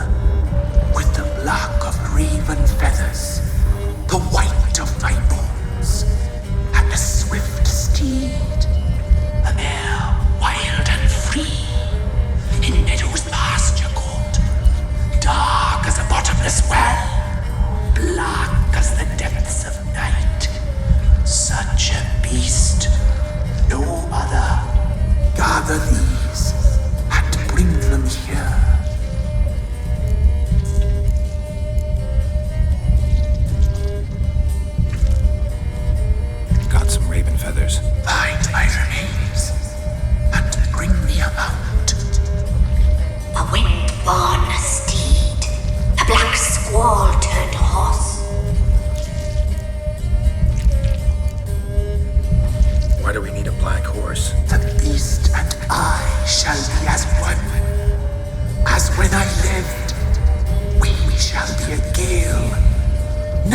to stop us.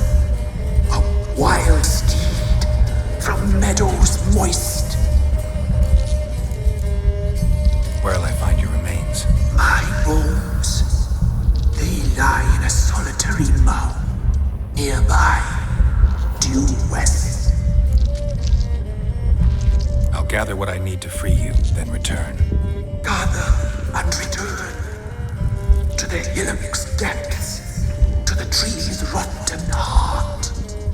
Pierce my heart, let blood flow to be born again. I must first be consumed. Go now and return through the passage I have opened.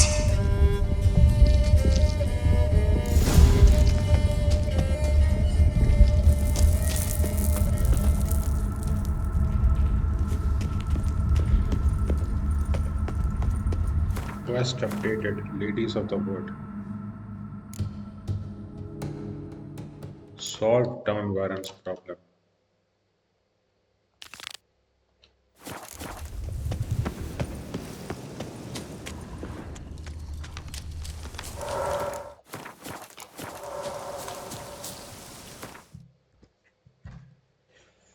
Oh, pretty harsh.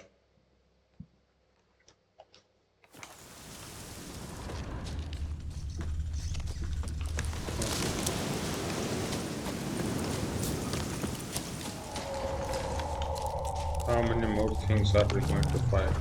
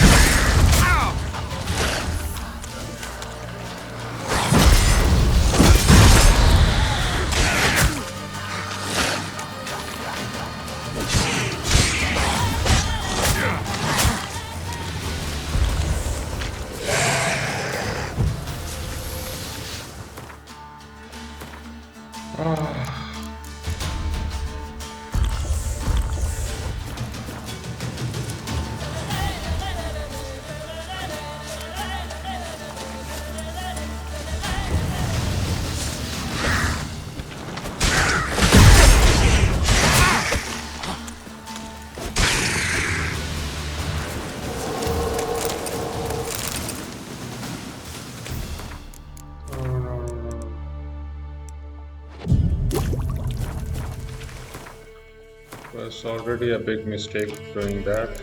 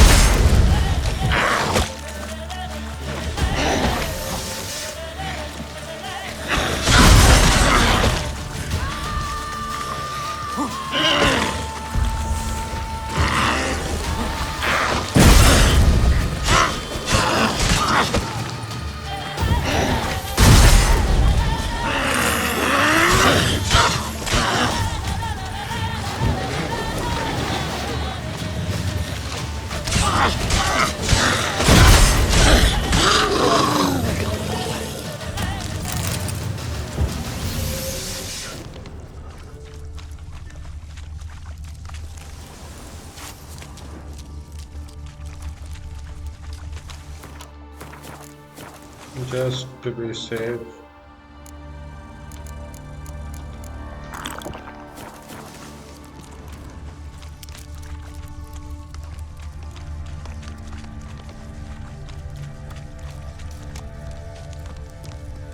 Oh, there it is.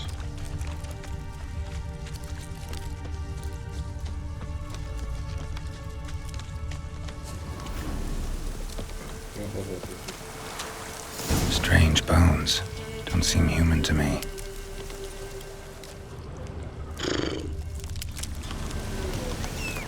Everything else seems human here to you? Where do we need to go?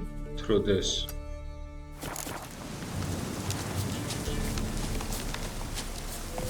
Come on, Roach.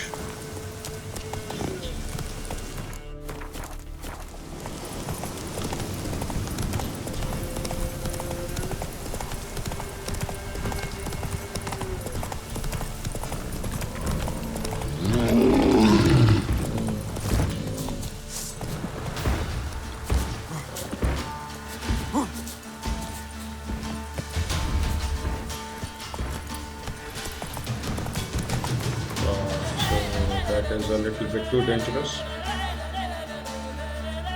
How about this?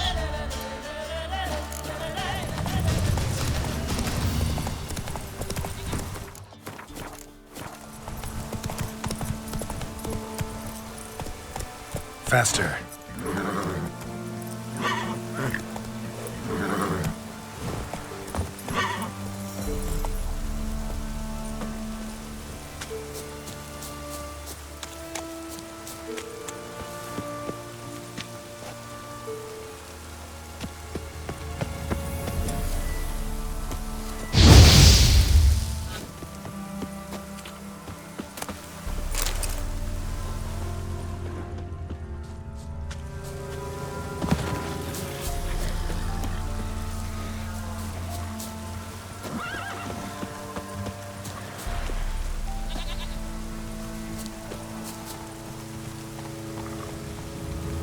Okay, maybe I should actually not take it out for a simple reason that that one was a level 20 hack, right? Had quarreled with, So we should Geralt clear ran this into out an much old friend, Okay. Ciri Metz.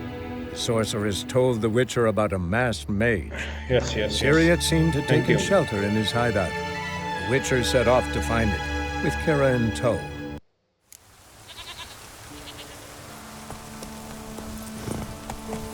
So I guess we cannot clear out any of those, right? So that is a bad one, that is a bad one, this is the only one left. Hey-ya! But I anyway want to see what is there, right? We could always reload back, that is never a problem for us.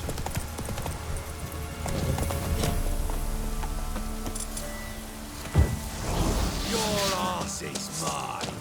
Kill him! Strip him! They've done it in a ditch!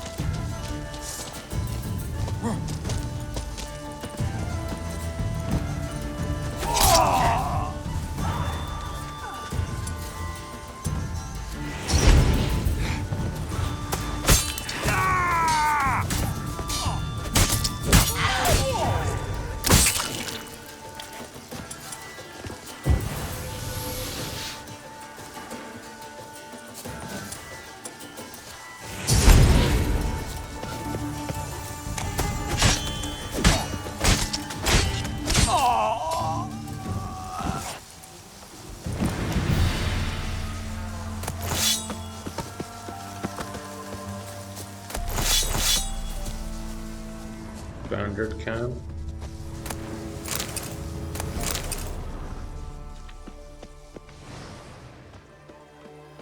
Okay. I was thinking armor's repair chest. Bleh. What even was that? What a waste of space.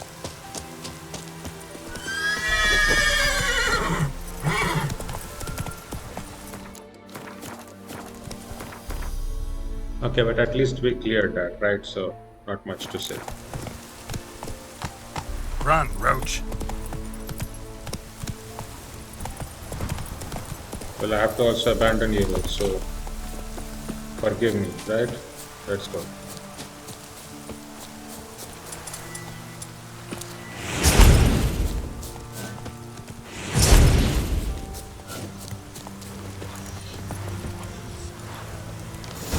Go.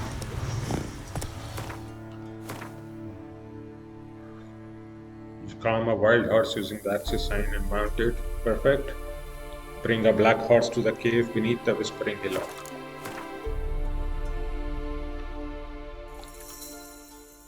So through this nonsense. Oh! This meadow crossroads. Crossroad to where? To nowhere. But okay, at least now I can hunt for these two, right? Later on. Not now, but later on, okay?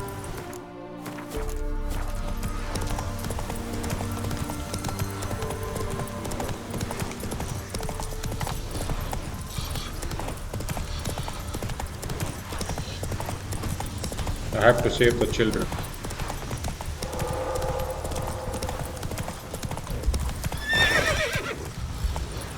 Faster.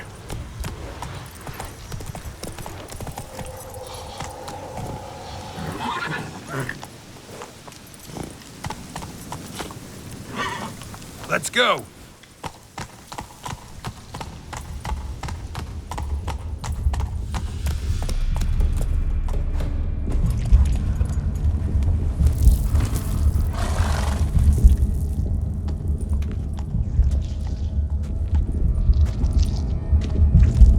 Ready. We can start.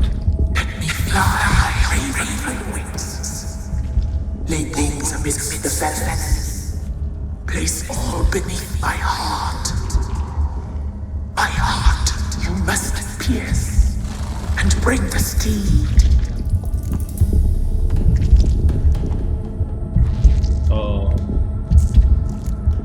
Why? I have to save the children. Help you. I offer raven feathers. Once I was free, I shall be free once more. I offer your remains. Once I was flesh, I shall be flesh once more.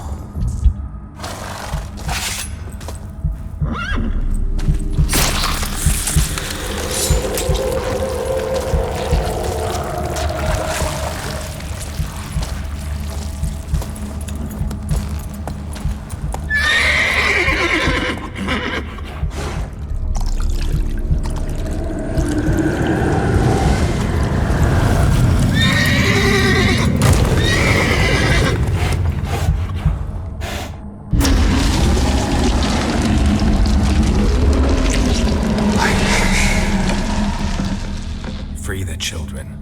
I shall. A word once given must be honored.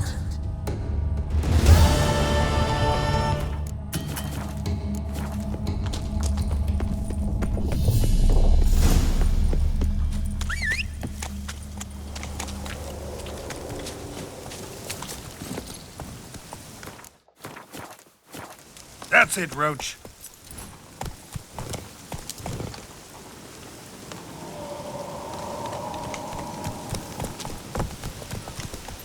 Move it.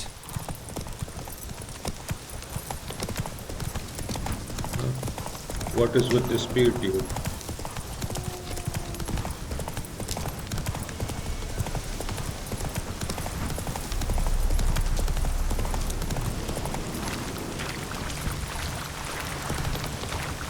Where are you going to?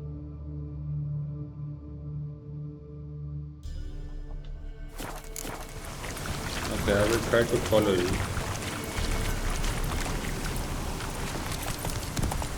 But this guy is just running. Giving me no choice.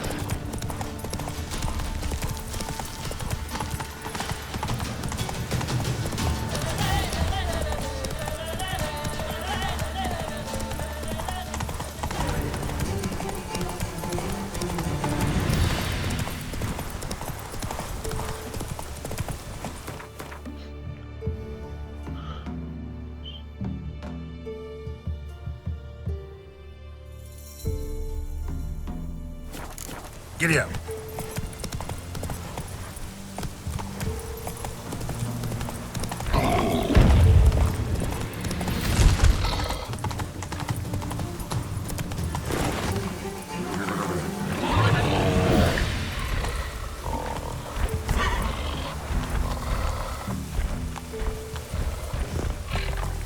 Move it.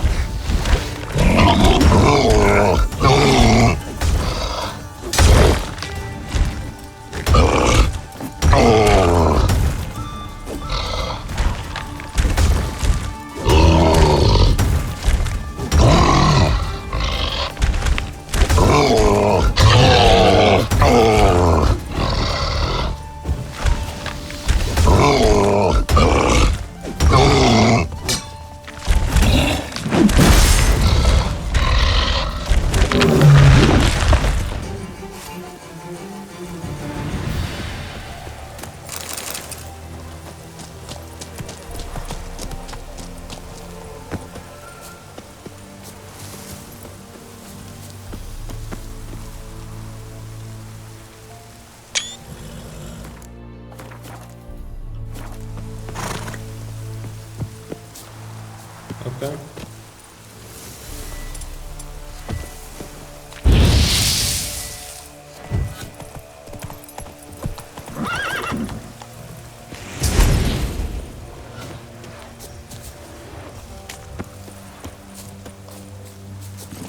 Go, go. Okay. We cannot interact with it. Maybe we forget about it.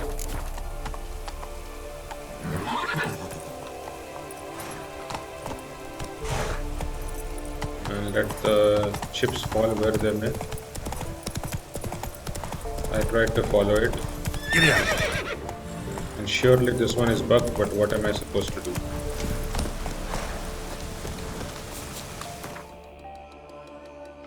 Downwarren.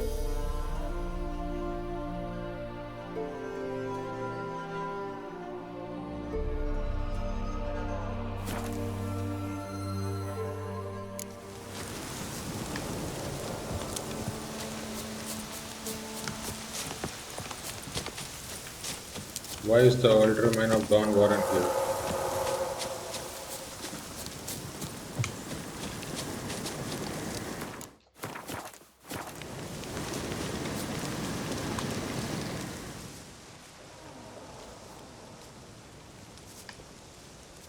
Solved your problem. Just in case, though, avoid the Whispering Hillock for a while. Cannot be. Where's something lurking there?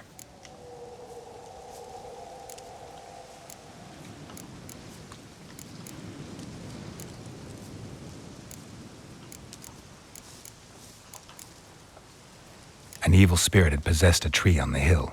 It was responsible for the killings. How'd ye dispel this evil?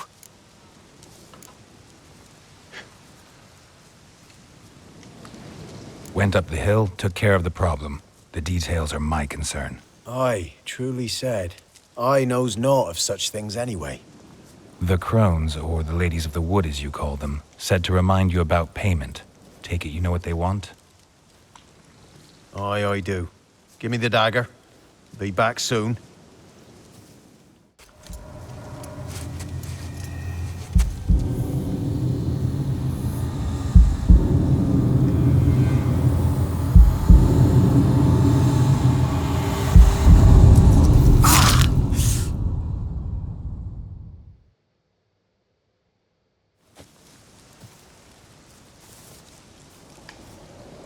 There's payment. Take it to the ladies, will you? What the hell was that? 'Tis our pact. You're a stranger, you don't know life here. It's honest pay for their protection. So, all those ears in the woods. Put it out your mind, master. You soon be leaving and we must tarry on, our young'uns and their young'uns after 'em. No gods nor masters watch over Velen. The land is no man's. He who wants to survive must seek his own protectors.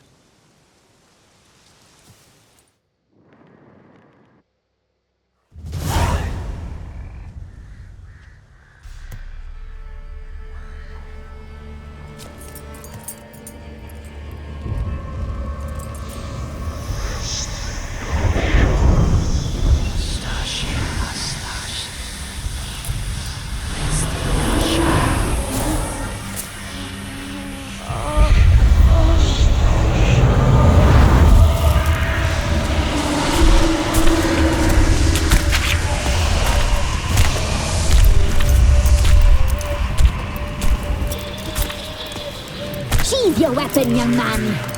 He's even lovelier in real life. In real life, you're different than you were in the tapestry. Well, bring it here.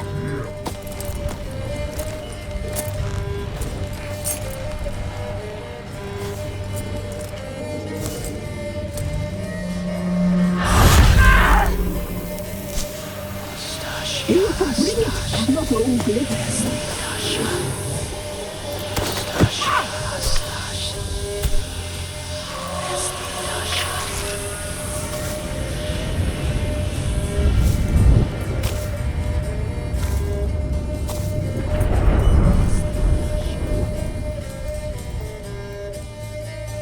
You disobeyed us once more. We are forgiving creatures, but you allowed the children to escape. They never wanted to flee. They liked it here. They played. Your punishment must be harsh. Now silence! We must speak to the white-haired one. I know that mark.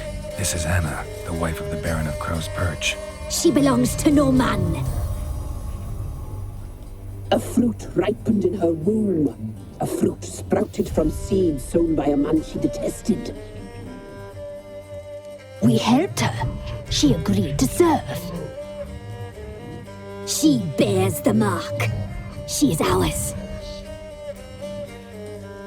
Come. It is another woman who interests you. Speak, white-haired one.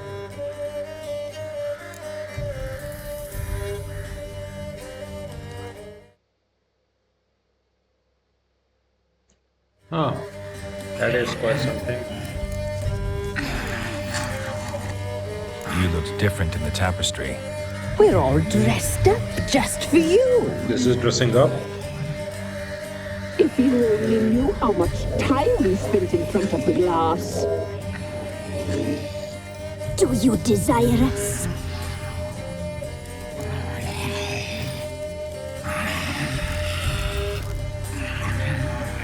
I'm impressed. Polymorphism, a rare talent. Oh, I'd suck every last drop out of you. To be woven together with you? I'd be your best and last. Not what I came for. You looked different. We're all... Do you... You know why I'm here. You know what I want. You shall dream of us. and return for what you reject. They always come back. You used me to tame the Whispering Hillock. A lot of work. Not free, brave soul. Did you destroy the evil powers? Have you brought peace to our domain? I freed the spirit trapped in the tree. Hear that, sisters? Traitor! She took the children. 'Twas her. We made a deal. I was supposed to help the villagers. I held up my end of the bargain. They're safe now. So, a mockery you chose to outwit. Whose spirit was trapped in the tree? That of one who once cheated death. You freed an ancient power. It will rise again. Elsewhere, beyond our reach, blood will flow once more. What foolish things men sometimes do.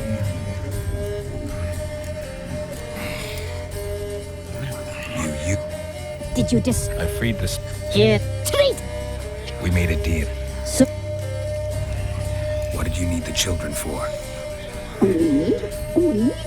They needed us. Our care. You exposed them to great danger. We cannot help them because of you. leave it, sisters. Everything in its time.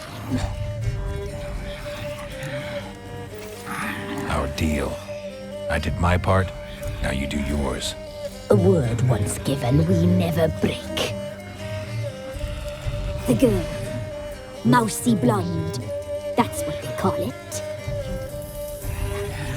Thin as a veil, terrified, exhausted. She could barely stand the poor thing. We cared for her as best we could. Like she was our own daughter. Wasted affection. She proved a very naughty girl.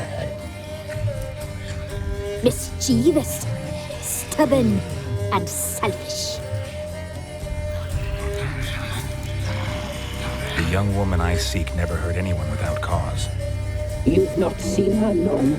She's changed for the worse. Why'd she attack you? She's no longer the girl you once knew. Wrath consumes her. Don't believe you. They say you always keep your word, so tell me everything, exactly as it happened. We shall tell you, little boy.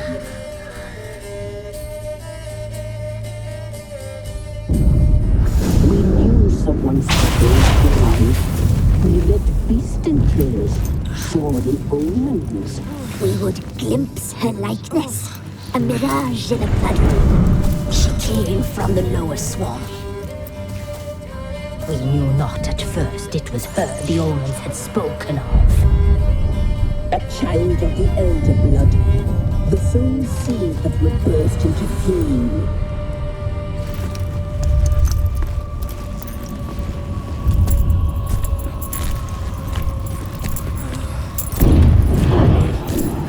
She fell into our hands.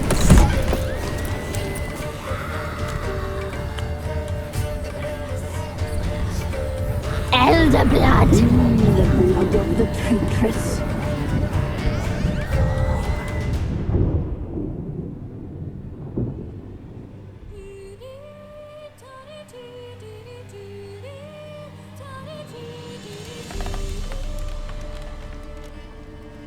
Does she sleep?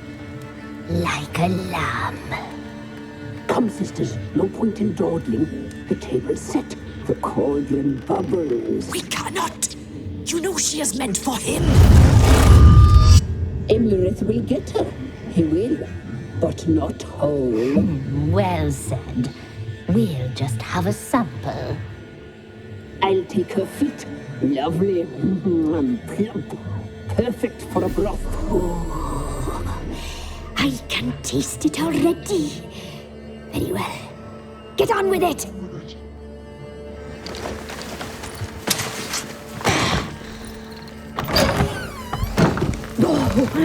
You'll regret that, girl. Regret it dearly.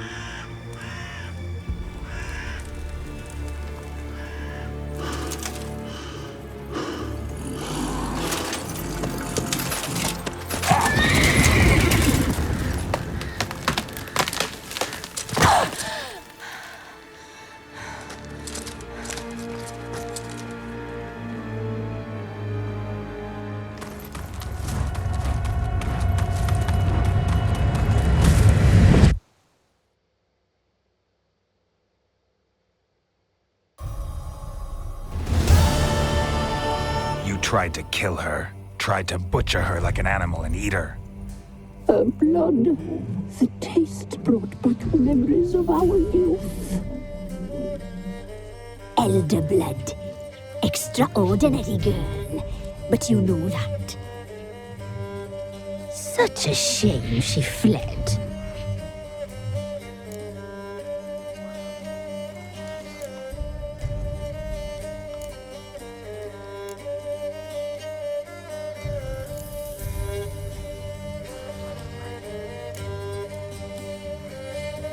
She escaped you, but I'll find her.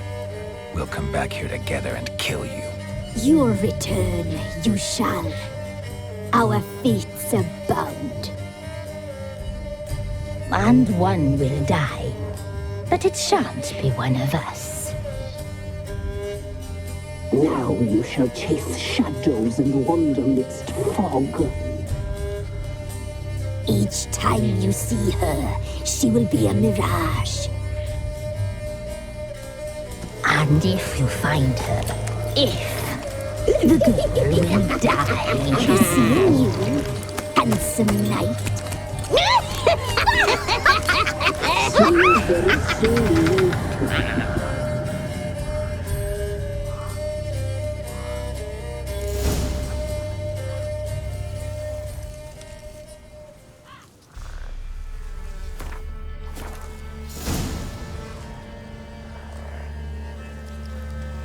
Grievous, Beavis, and the third one, Wispes. Okay?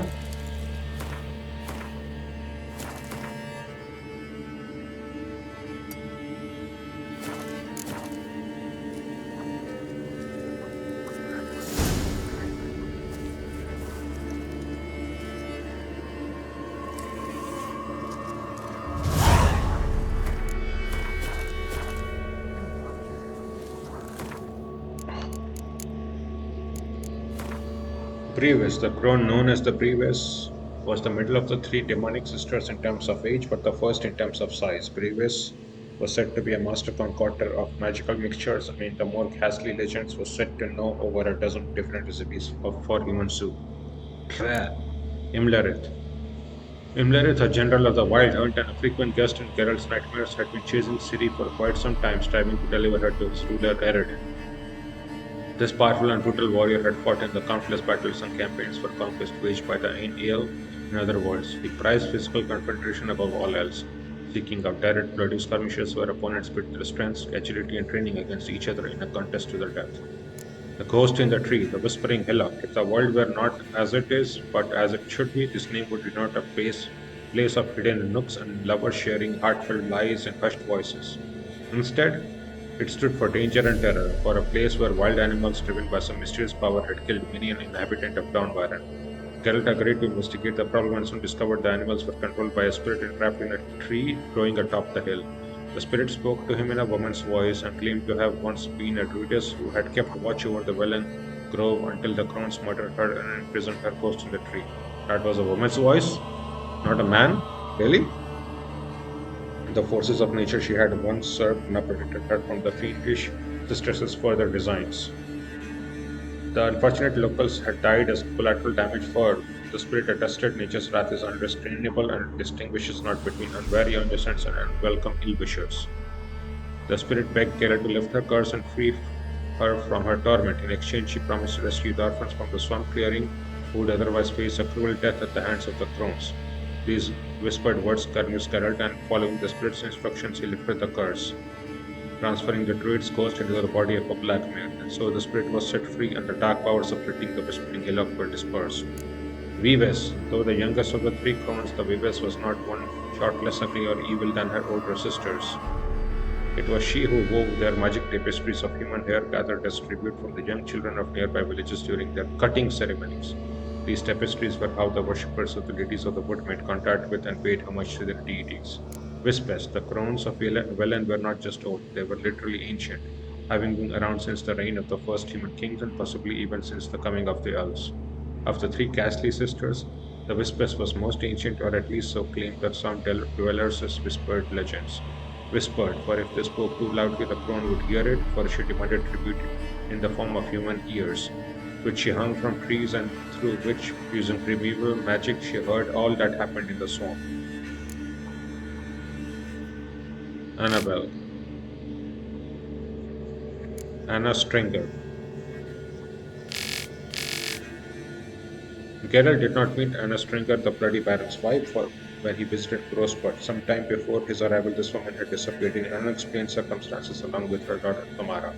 Geralt did, however, receive a detailed description of the missing woman. Anna was a comely 40-something woman with green eyes and hair dark as raven wings, which she kept tied in a tight bun behind her head. Geralt discovered that Anna's marital life had not been working out as well as she might have hoped. She had recently been pregnant but lost her child for unknown reason shortly before her disappearance.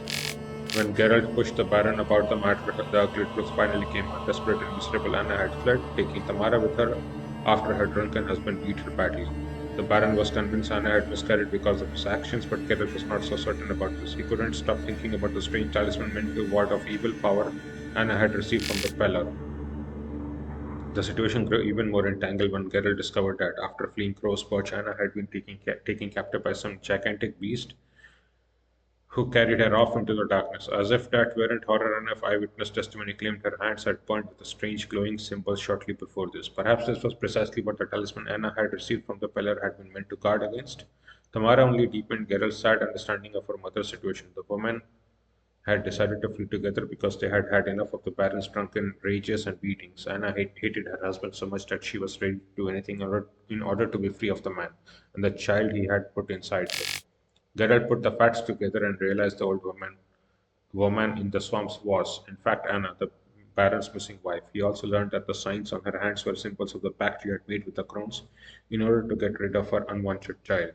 Geralt's suspicions were confirmed shortly thereafter. The curse afflicting the unfortunate woman was indeed the Crones' doing. Anna had turned to the ghastly sisters because she did not wish to give birth to the Baron's child. The Crones granted her wish in their own twisted way, with a curse which made the fetus inside her wither on the vine, taking Anna's life energy with it. In despair, she turned to the Peller, who made her a talisman to hamper the evil magic's influence. Anna had lost this during that fight with the Barons and was thus rendered defenseless against the Crones' magic. After that, the worst was free to happen. The markings on her palms began to burn, and a fiend dragged her to the heart of Crookback Bog, where she paid back her debt as the Crones' slave. I will free you, Anna Stringer. Gran. Gran bore strange marks on her hands that burned with living fire. In time, they proved to be signs of her indentured servitude to the Crones. How exactly the old woman had come to be in their power, however, remained unknown. When Geralt saw the marks on the woman's hands, he quickly realized she must be the bloody Baron's wife, though changed beyond all recognition by the hardship she had suffered. Geralt's first attempts to talk to her came to nothing. He was only able to break through her mistrust with the help of a godling named John. A few words from the latter convinced Gran to help Geralt talk to the mysterious ladies of the wood. Ah.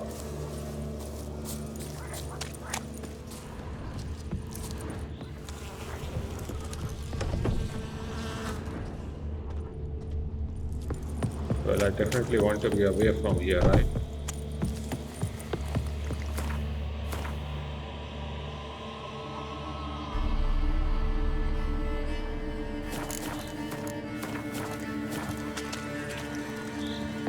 First of all, let's go to Downwarren.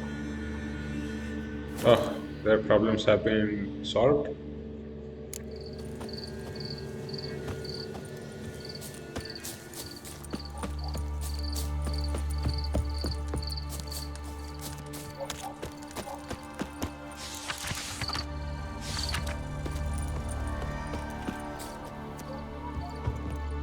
Still sniffing round here, are you?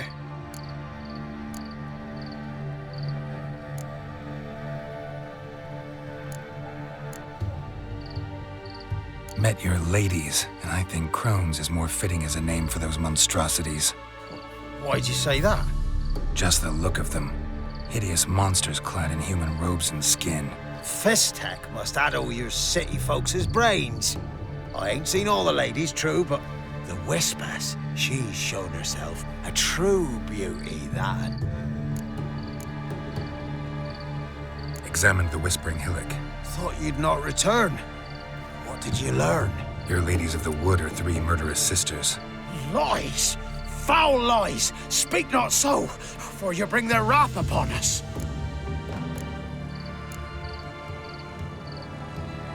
You trust women you've never even seen? Why? Ere the evil took root on the hillock, the ladies always helped us. Healthy babes were born, and once a year, we got a giant pot of boiled meat. Once a year? That's it? At the time of the feast, the ladies of the wood give us the scrapings from their table. The Crones. They've tricked you. They manipulate you. You've been told cruel lies, Witcher. I beg you, don't believe them. Can see we'll never agree on this. Now here's what interests me. Who caused such hatred towards our guardians to grow in ye, Witcher? Why'd you trust such a one and not me? You've served those murdering hags faithfully for years. Set out to destroy the forest, clear the hill of trees. Aye, I'll not deny it. The ladies commanded it, but we failed them. If there be a tortured soul beneath that hillock, call him for justice. We'll answer its cries. But in mine eyes, 'tis not justice it yearns for, but blood.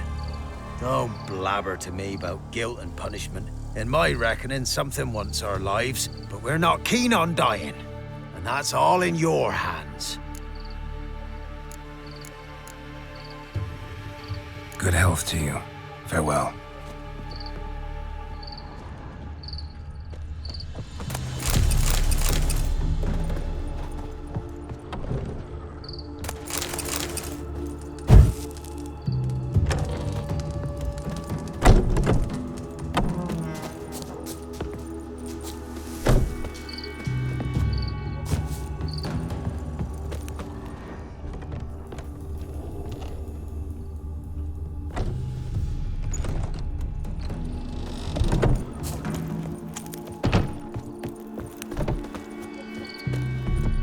Still sniff. Good health to you.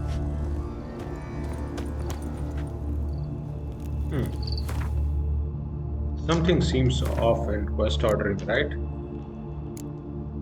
Okay, completed.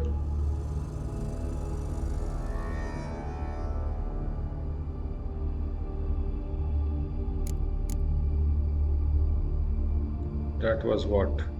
Ghosts of the past? No. Ladies of the wood.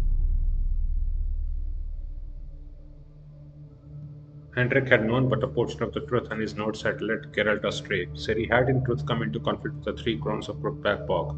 They had wanted to hand her over to one of the generals of the Wild Hunt named Himmlerith, but Ciri escaped their clutches and fled the swamps before their wild plan could come to fruition. Okay.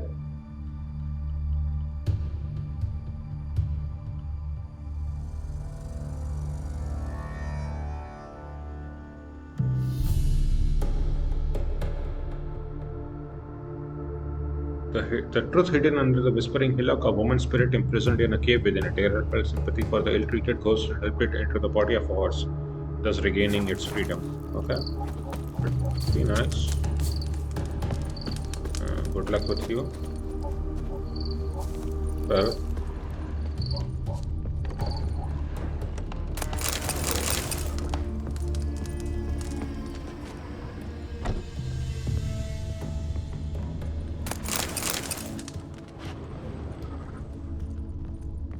Let me just take out everything.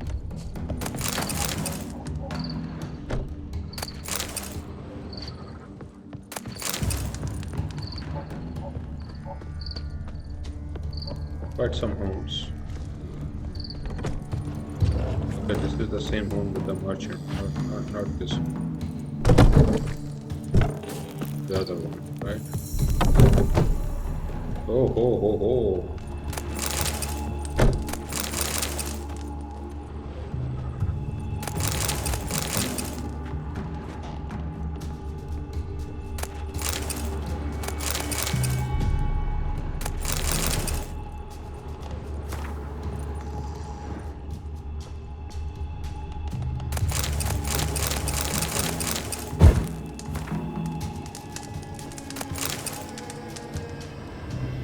This boy looks pretty much like that boy. So these guys are literally sending children off to die. What? And I am supposed to save them? I mean, sure. Sure enough, okay. Perfect. I mean, that is some part of world building. Okay. Tell the Baron what you have learned about Anna. That we can do. We are at 1477, so pretty close, right? Pretty close to level 11. And what is our character part? We have 1 point available. We can do one thing. Except that we don't have another thing active, but fair enough. And I definitely plan to keep it there. Okay. So time for doing this.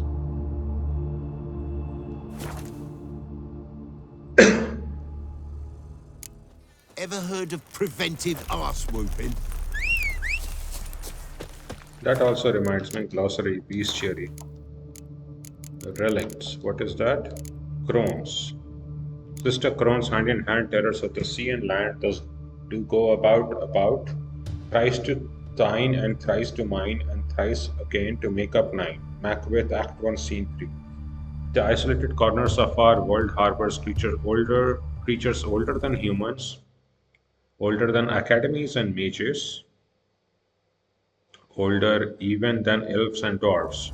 The Crones of Brookback Bog are such creatures. No one knows their true names, not what breed of monstrosity they in fact are.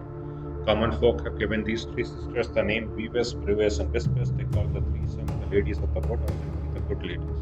The Crones act as the true sovereigns of Velen. As inhabitants, they help survive through harsh times in return for their unquestioning obedience. They wield powerful magic, but one different from that of mages. They draw power from water and earth and are born with the land in which they live. The Crones can hear everything that happens in the woods, predict the future, twist the threads of human lives, and bring blessings as well as curses. The Crones seem, for all intents and purposes, to be immortal. Magic elixirs keep them from aging and allow them to take the appearance of young women. These elixirs and their mystical ties to the swamps in which they live also give them supernatural strength and vitality. So, relict oil and coin. Coin is better against everything. Ogroid. Rock trolls. Ogroid and coin. Man must prettily talk, but no tricksy, or troll boom man head. Rock troll dwelling in a cave on Undvik. If while hiking high in the mountains you come across a walking stone, do not think your eyes deceive you. Instead, draw your sword, for before you stands around. True, not every encounter with these creatures ends in a fight. While not particularly intelligent, trolls are capable of reason, but it is better to prepare for the worst. Otherwise, your hike might end not on the summit, but in their stew. Well, we did end one of them. So, not a problem. Let's go! Where is the second guy? Well, fair enough.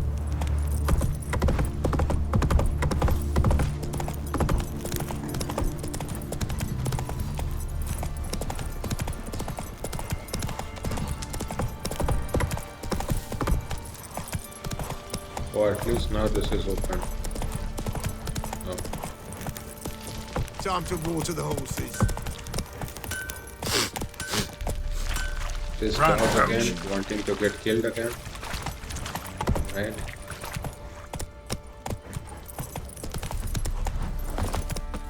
Could use some hair of the hound. Got any vodka?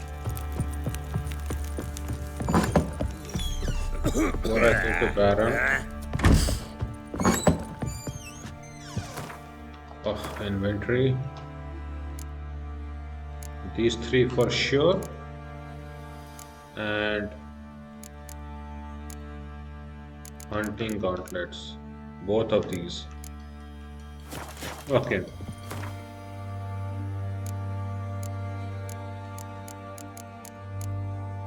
So both I'm removing. Matcher's kit I'm removing. 31. Oof.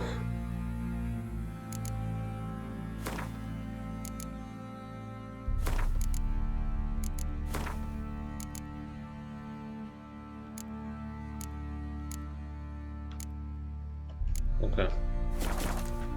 30 is good. 30 is good.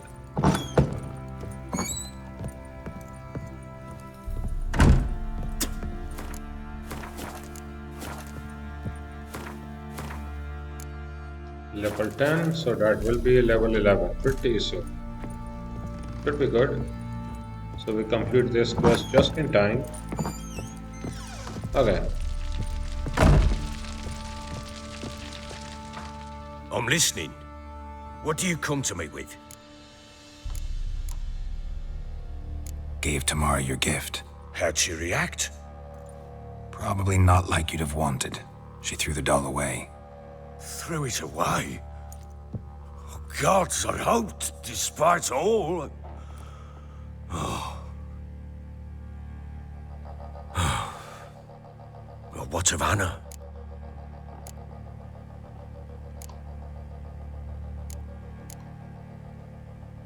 I found her. Plowing hell, why'd you not say so forthwith? Where is she? Why have you not returned with her? She's in Crookback Bog. Got food, a place to live, and keeps herself busy. Didn't look like she had the slightest desire to leave. You were to bring her back, not report on the conditions she lives under. I was supposed to find her, and I did. That was our deal, nothing more. You still think me rotten to the core. A base bastard, don't you? You believe I alone am at fault for what happened here.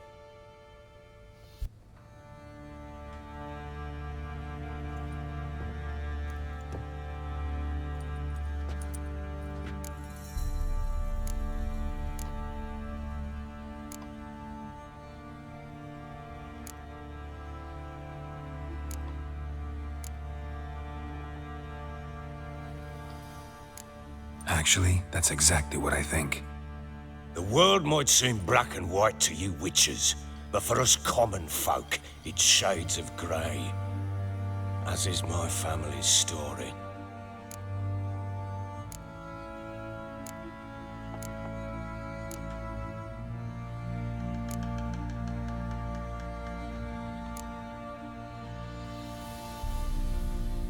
Sorry, but your life story, just not interested. This isn't a social call. I'm here on business.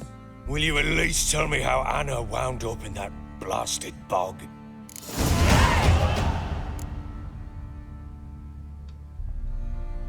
Your wife is with the Crones, as their servant. What the fuck do you mean? What Crones? Ones who live in Crookback Bog. Oh, I I've heard folk speak of them, and thought it naught but tales to scare the children with. How on earth did she land there? They fled by night. They were riding past the forest when a beast serving the Crones attacked them and abducted Anna. A beast? Bloody hell. And Tamara? Was she hurt? No. Oh, thank the gods for that. So, Annie? What happened to her? The creature carried her deep into Crookback Bog. Didn't harm her, though. In fact, Anna seems content there. Content? What is this tripe, Witcher? What in bloody blazes is she doing in that swamp? She made a pact with the Crones and... well, I think she might have lost her mind. A pact? What the bloody hell? She was with child, a child she didn't want to bear. Went to the Crones for help. They promised to rid her of the problem in exchange for a year of her service. And they kept their word, in their own twisted way. What do you mean? Anna must have thought the child inside her would somehow disappear. Instead, the Crones sapped her of strength, and ultimately forced her body to miscarry. I think that's when she started to lose her mind. Then they placed magic tethers on her, tethers that cause great pain when tested. A guarantee she'll pay off her debt. A pact with witches? Bloody nightmare, sounds like some jest. We must get her out. We can't leave her there.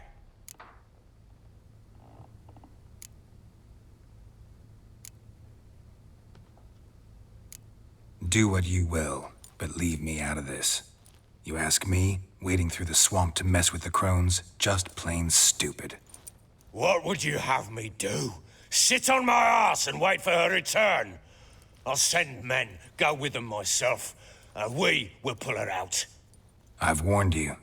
What you do, that's your business.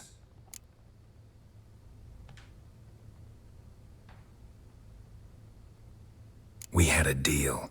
I've done my part. Your turn to do yours. A word once given. Now what did I last... Basilisk. It had just attacked you. Ah, right. Gargantuan. One solid brute.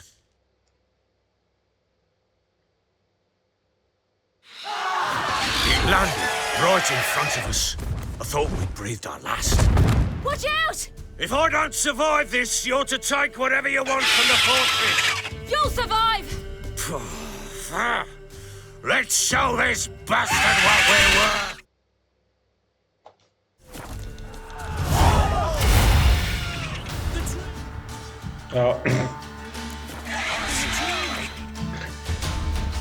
It's a pretty good place to pause anyway, and I think this video has been going on for a very, very long time. So I think I will actually start again from with the Baron talk, and then we will start replaying from here. So thank you all for watching. Hope all of you enjoyed the video, and if so, please consider giving a like and a subscribe for this very long video. Thank you all. See you all next time. Bye bye.